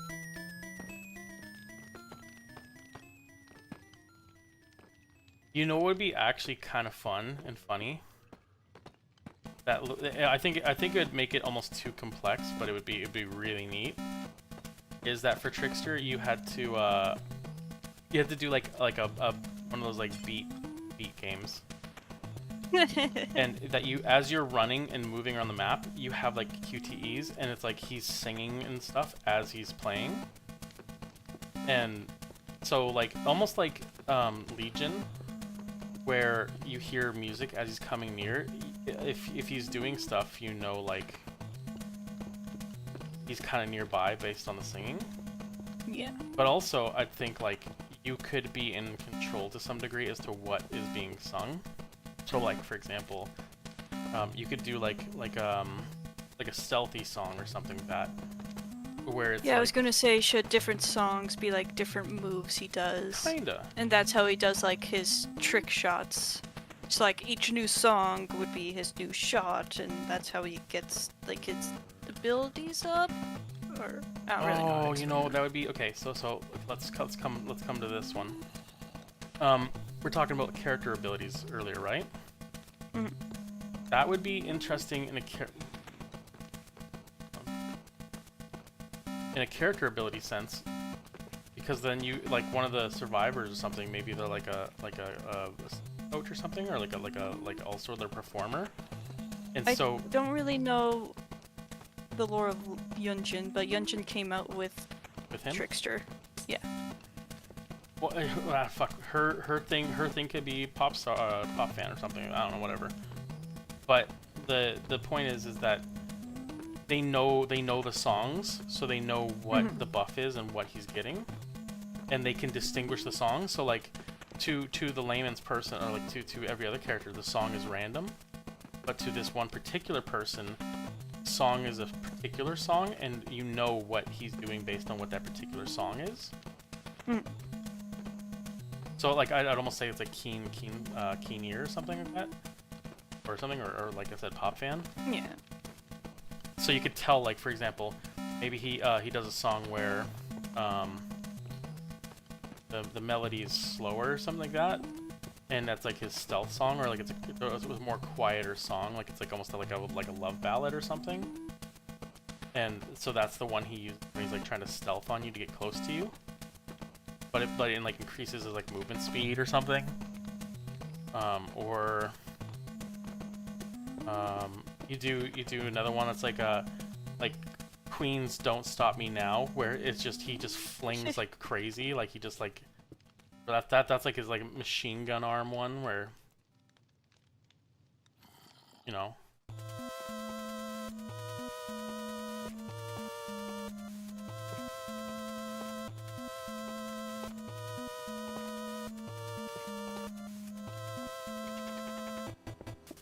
I don't know. Short point is like I feel like they could just obvious they could do more. They could do more. Yeah, they could do so much more with that game, but they're pretty just stuck in their ways. To be fair though too, I think they have fed into gameplay that is like their own bed, so to speak. Yeah. Like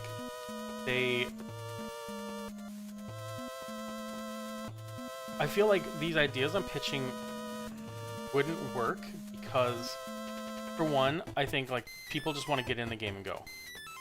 And I feel like I'm adding so many things that it would, on a gameplay level, it would be really cool because it gives you a lot of diversity in what you're doing. and it would make every character feel very, very unique. But I feel like people just want to get in there, click button, smashy, smashy, smashy, dead, win. Like, Yeah. I feel like people are just too cookie cutter, where it's just like, oh, all I have to do is build this, this, and this, and get win. Sure, I'll do that. And I think that's they put themselves in that place to, you know, screw themselves like that a little bit.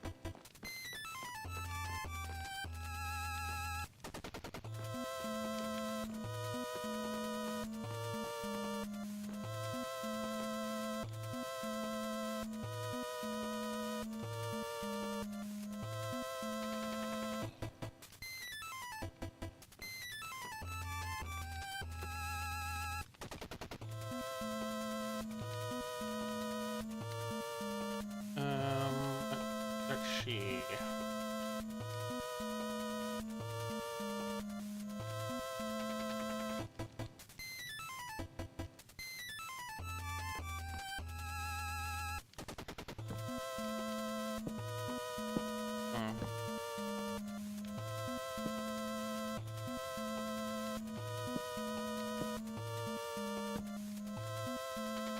And I couldn't do this. Yeah, that would. Okay. I'll build a little ring.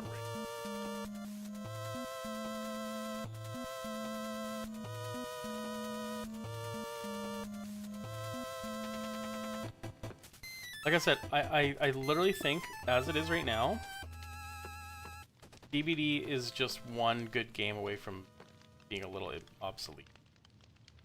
Yeah. If someone comes around and just really makes a thing that is like, okay, you just took, like, you improved upon the mold, which is, honestly, that's a lot of games. A lot of games is just a matter of the right team, people coming around, making a not original idea better, and that's that. I think the problem with the games that have been coming out lately is that they're going for the license right away. Yeah. Like, you got Killer Clowns, Texas Chainsaw, but you need a game where it's original characters first, and then you slowly get the licensed stuff, like how DBD did it. Yeah. Because they rely too heavily on the licensed stuff, and then if things don't work out, then, oh, they just spent all this money to get these licensed characters and stuff, and what was it for? Yeah. Well, I mean, but people also know, though, that, like, that shit sells. Like, Killer Clowns, they did, they put Tom Salvini or whatever, the 3D guy, not 3D, the horror effects maker, and Elvira, and that definitely got some people coming around. Like, they know their market, and that I can't deny that. Like, a good market with knowledge behind it, yeah, it makes sense. Like, I would be lying if I said that I saw that and I wasn't interested. Like, that definitely even got me going, like, oh damn. But yeah, make the general idea, product, whatever you want to call it, make it stronger. And then yeah, definitely.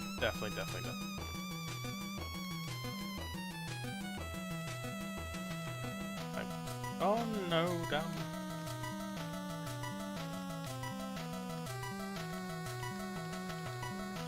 Like, I think that what is it?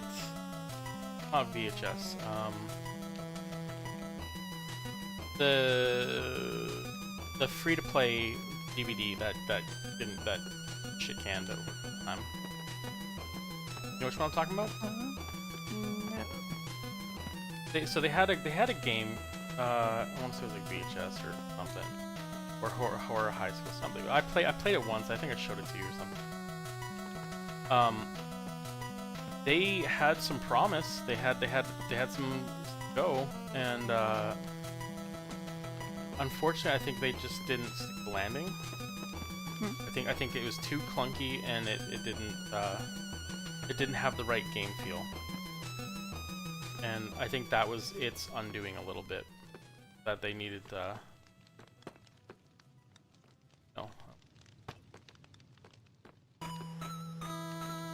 I think had it not had those problems, it would have been fine.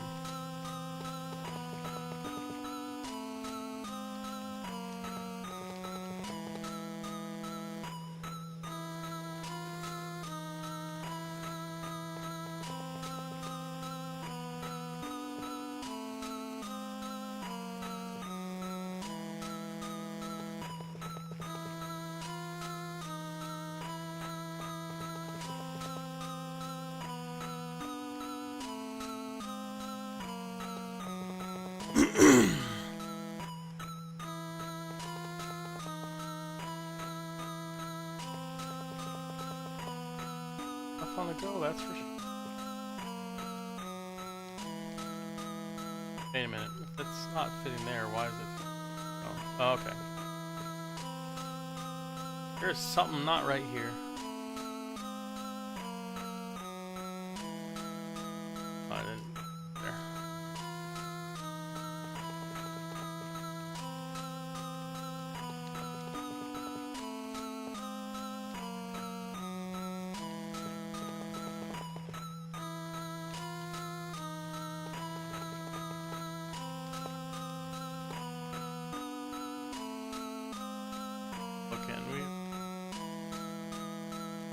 Iffy, Jiffy, and all the iffy in between.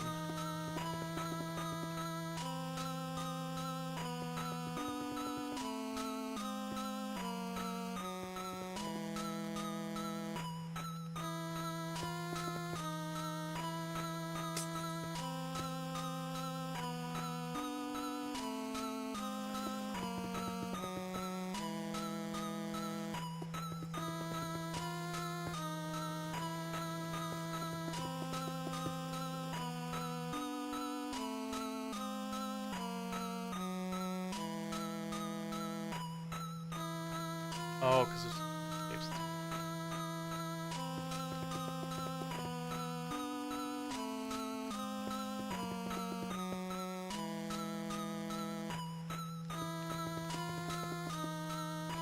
I mean, I have to say too, this year has been really, or last year, very interesting for things coming around that essentially are killers of said thing. So, like for example, we got our Overwatch killer, you know, in Marvel Rivals. Like Overwatch took a massive hit that it's not recovering from right now. Okay, that worked. I think there's going to be a lot of things coming out in the next while where it's going to be like the Apex game. Yeah.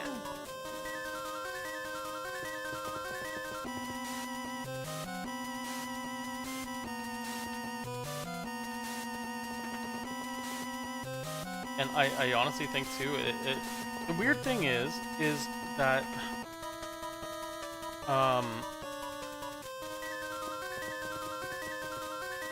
DBD has this really, really weird fluctuation where it both has a very strong following.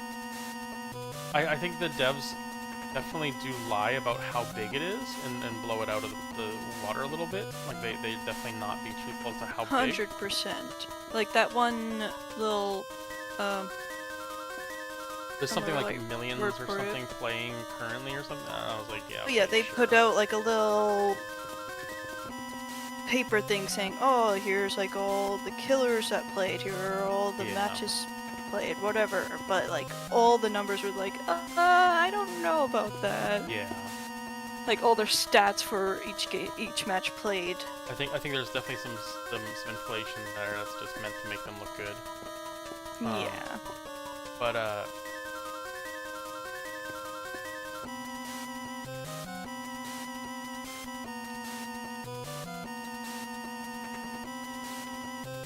oh, you're back in my neck of the woods? No. You happen to be coming in right as I was looking that direction. No. Yeah, sorry. Got you green-handed.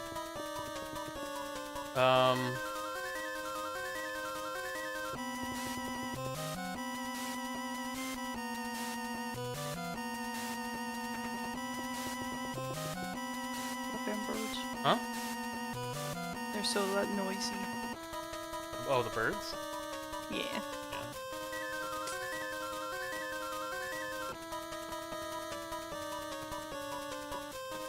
Why is there zombies down here? Because they're just, and by that I mean I don't have enough light source tonight.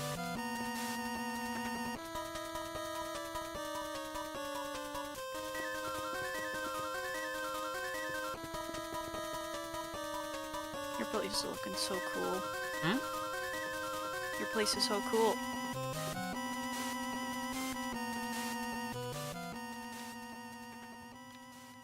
Oh, I didn't do Really does feel like a dungeon. And it's a little or disorienting too. As Yeah. you're running through it, it's like, which one? Oh.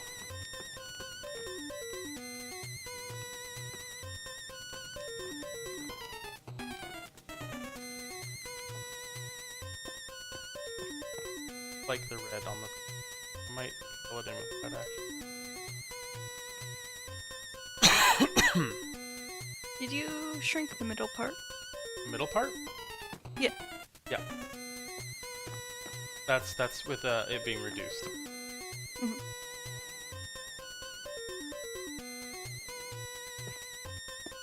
Oh, I hit box back. Or no, I didn't.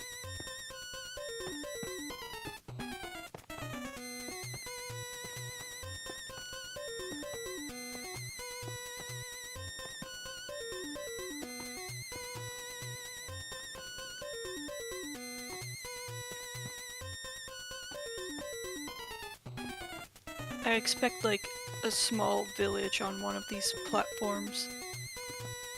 We'll see. I may need to have. Oh, shite. I may need to have some followers. Cultists. Yes. Okay, here. Come back in. Oh shit. Hold God on. damn it. Hold on. I might not be ready yet, so.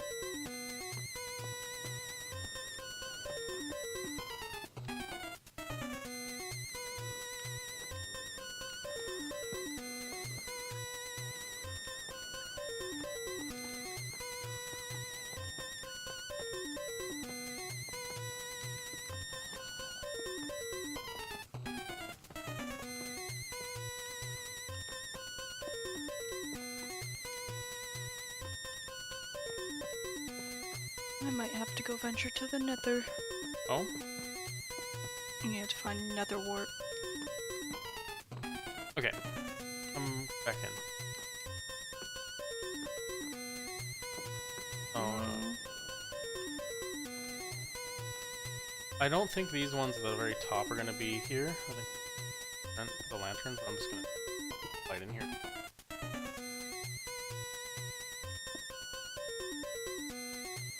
I feel like I would have used different lanterns. Where are you? Oh. It's because I want the green. Okay. Yeah. And they're really light. Okay, yeah, so let's come back over here. What about this green? That's too green, probably. It's, it doesn't emit the same amount of light. And, Oh? Yeah, it emits different light. Well, boom. Here. It's orange, I don't want orange. So, here, for example.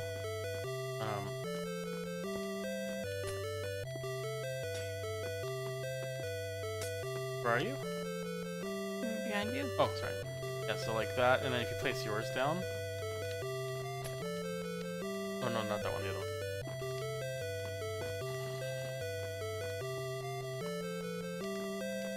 I mean, it's doubling over, but. So yeah, what I did is I cut it down. I pushed this whole inner section in. And then I flattened the top out because I'm going to start doing the design. And I'm going to, probably like right here-ish, I'm going to have this lead into this, which is going to be the Master Throne Room, which opens up so you can see out onto here. Okay. So it's like a big design and a big throne like right here. and that's gonna be one that's based on like the. It'll still be smaller than the other two towers, but it'll. Yeah. Yeah. That'll be sick. Yeah. And then I'm probably going to do a little more cutting in or something.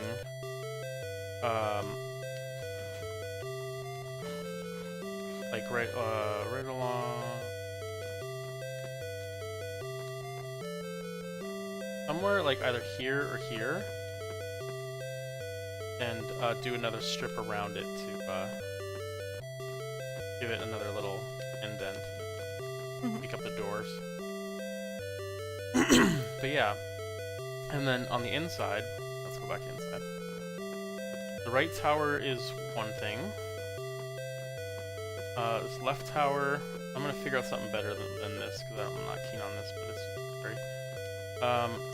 Have the upper here that I've yoinked.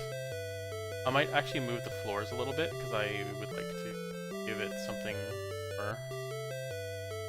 I can do a little more with it. And yeah. And then go down to the very bottom. I can't really move too much around here.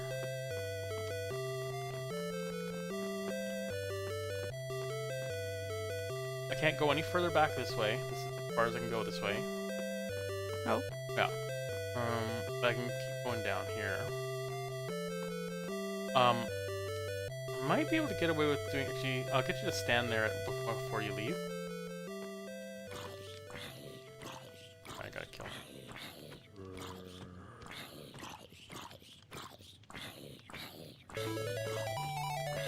Come on, get dead. There we go. And then this leads up to here. That. And this is where it goes down to the mining area. I'm gonna get you to stand right here. Because I need to know where relative to the mountain that is, so I can tell where I can dig if I can. Can I BRB while I stand here? Okay. BRB.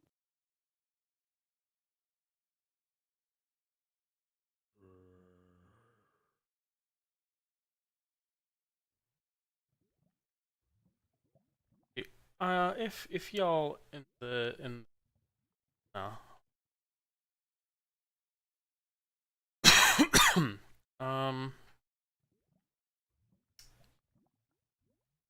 see there, but I don't. But that would. As far as here, I'll give you all you in Viewerland a little looky.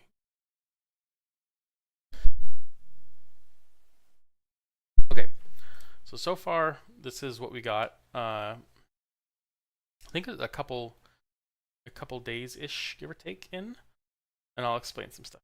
So this right here, this is like my nether portal area, and it's kind of like an overhang, like a little watchtower thing. Here, get closer. So here, I'll go inside of it. Dealio is. We got this like kind of like little gate bridge thing. Kind of cool. I might do this on the bridge itself because I like this quite a bit. But yeah, we come down into the portal room, and it comes up to like this overlook with like with the chest, which is kind of, I was supposed to be my adventurer's chest, so I have like stashed stuff in there, but and it looks out onto the water. But so there's that. Then we go over. Think out. That's like the little right there. I don't know if you can see that, like where it kind of goes in. If you drop down to right down there where you see those blocks, that's where like my strip mine is when I do mining. Even the rate of it kind of takes some of the luster out. But when I get this build pretty far along, I'm gonna switch to creative and just do the rest in creative. This is kind of like little tiers, little sections. Oh, I made a pillar here that I kind of dig. Make it seem like everything's being held up by the pillar. But yeah, I got like some tiers down the mountain here of like stairs. You can get all the way down to the bottom. There's a big bridge over here that takes you to the mainland. I'm going to be redoing some of this stuff for sure, but like, oh, it's a big project so far, really big, coming. Kind of looks like temple-y and stuff like that. This here where it jets out over the water, I'm going to be reconstructing this into like a big cliffside, and actually bringing this down so it connects with this part of the mountain. So I'm almost kind of redoing a big chunk of the mountain, which kind of is maybe not a great idea, but I think I can do something pretty cool with it. But then yeah, and this is the natural mountain. I didn't really do much here other than cut away, which you can kind of see what I built these bridges across. With like the dragons here with the lava coming down. So like I was saying before, with the archway here, I really like this. So I might actually build bigger versions of that right here. And like in the corner posts, kind of. Maybe not this one. This one might be a little too tricky. But like right there or something. Or maybe there's a way I can do it that where it works out. But yeah, I wouldn't mind doing corner posts or something. Maybe I'll do one like right here, here. So it kind of. We'll see. We'll see. Either way, it's coming. It's coming along. Quite happy with it. Take a big old sit back and look.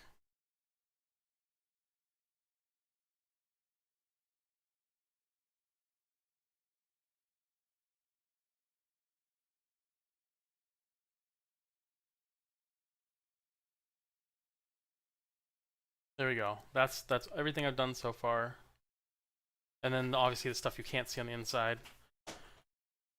And yeah. So it's coming. It's coming along. Do a big old stretch.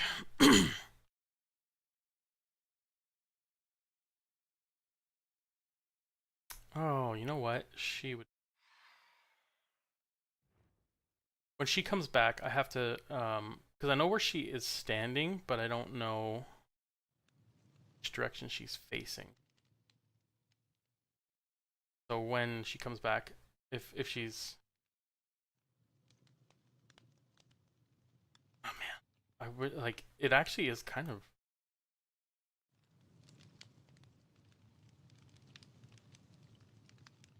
I mean, I guess if I'm facing this way, let's see if I can. If I see her facing the direction, I will.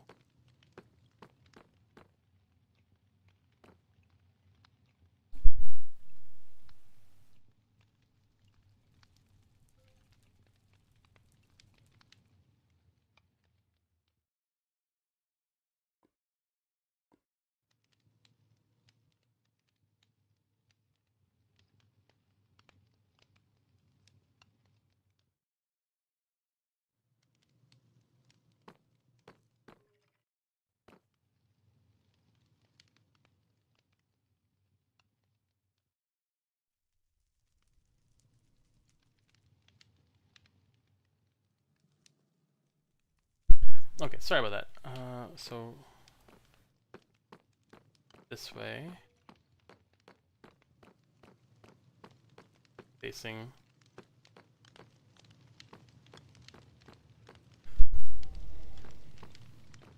Okay. So I know I can't build that way.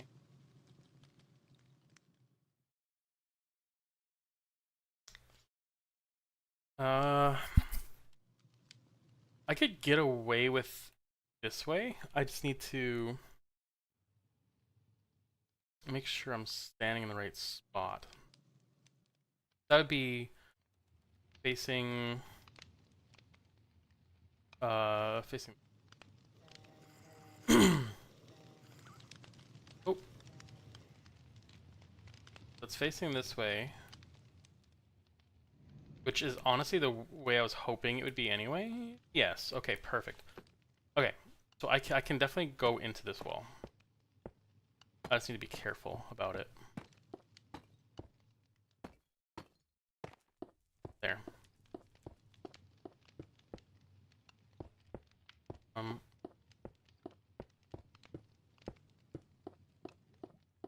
Okay.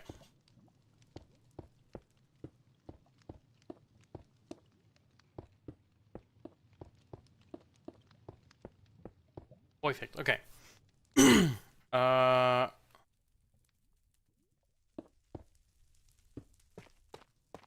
we go. So let me have a look here. Okay.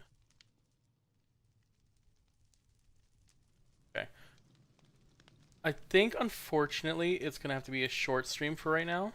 I got some dinner obligations.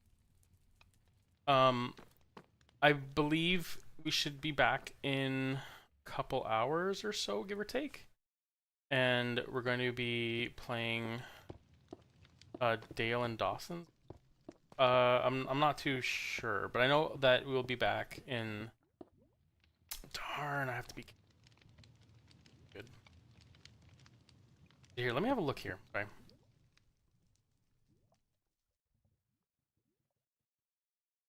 I need to hook into the right a little bit. Or, sorry, left. So I...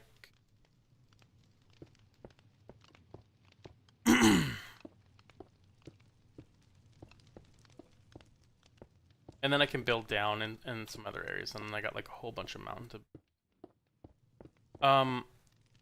Regardless, we should be back probably later tonight with more streaming, and obviously we'll be here tomorrow too with more streaming. Tomorrow, though, I believe, if I'm not mistaken, is Diablo 4 Season 7? So that'll be for sure getting played tomorrow at some point. Yeah, I would assume that we're going to be doing Necromancers and or Druids. We will see which one we... But either way, that'll be tomorrow. And...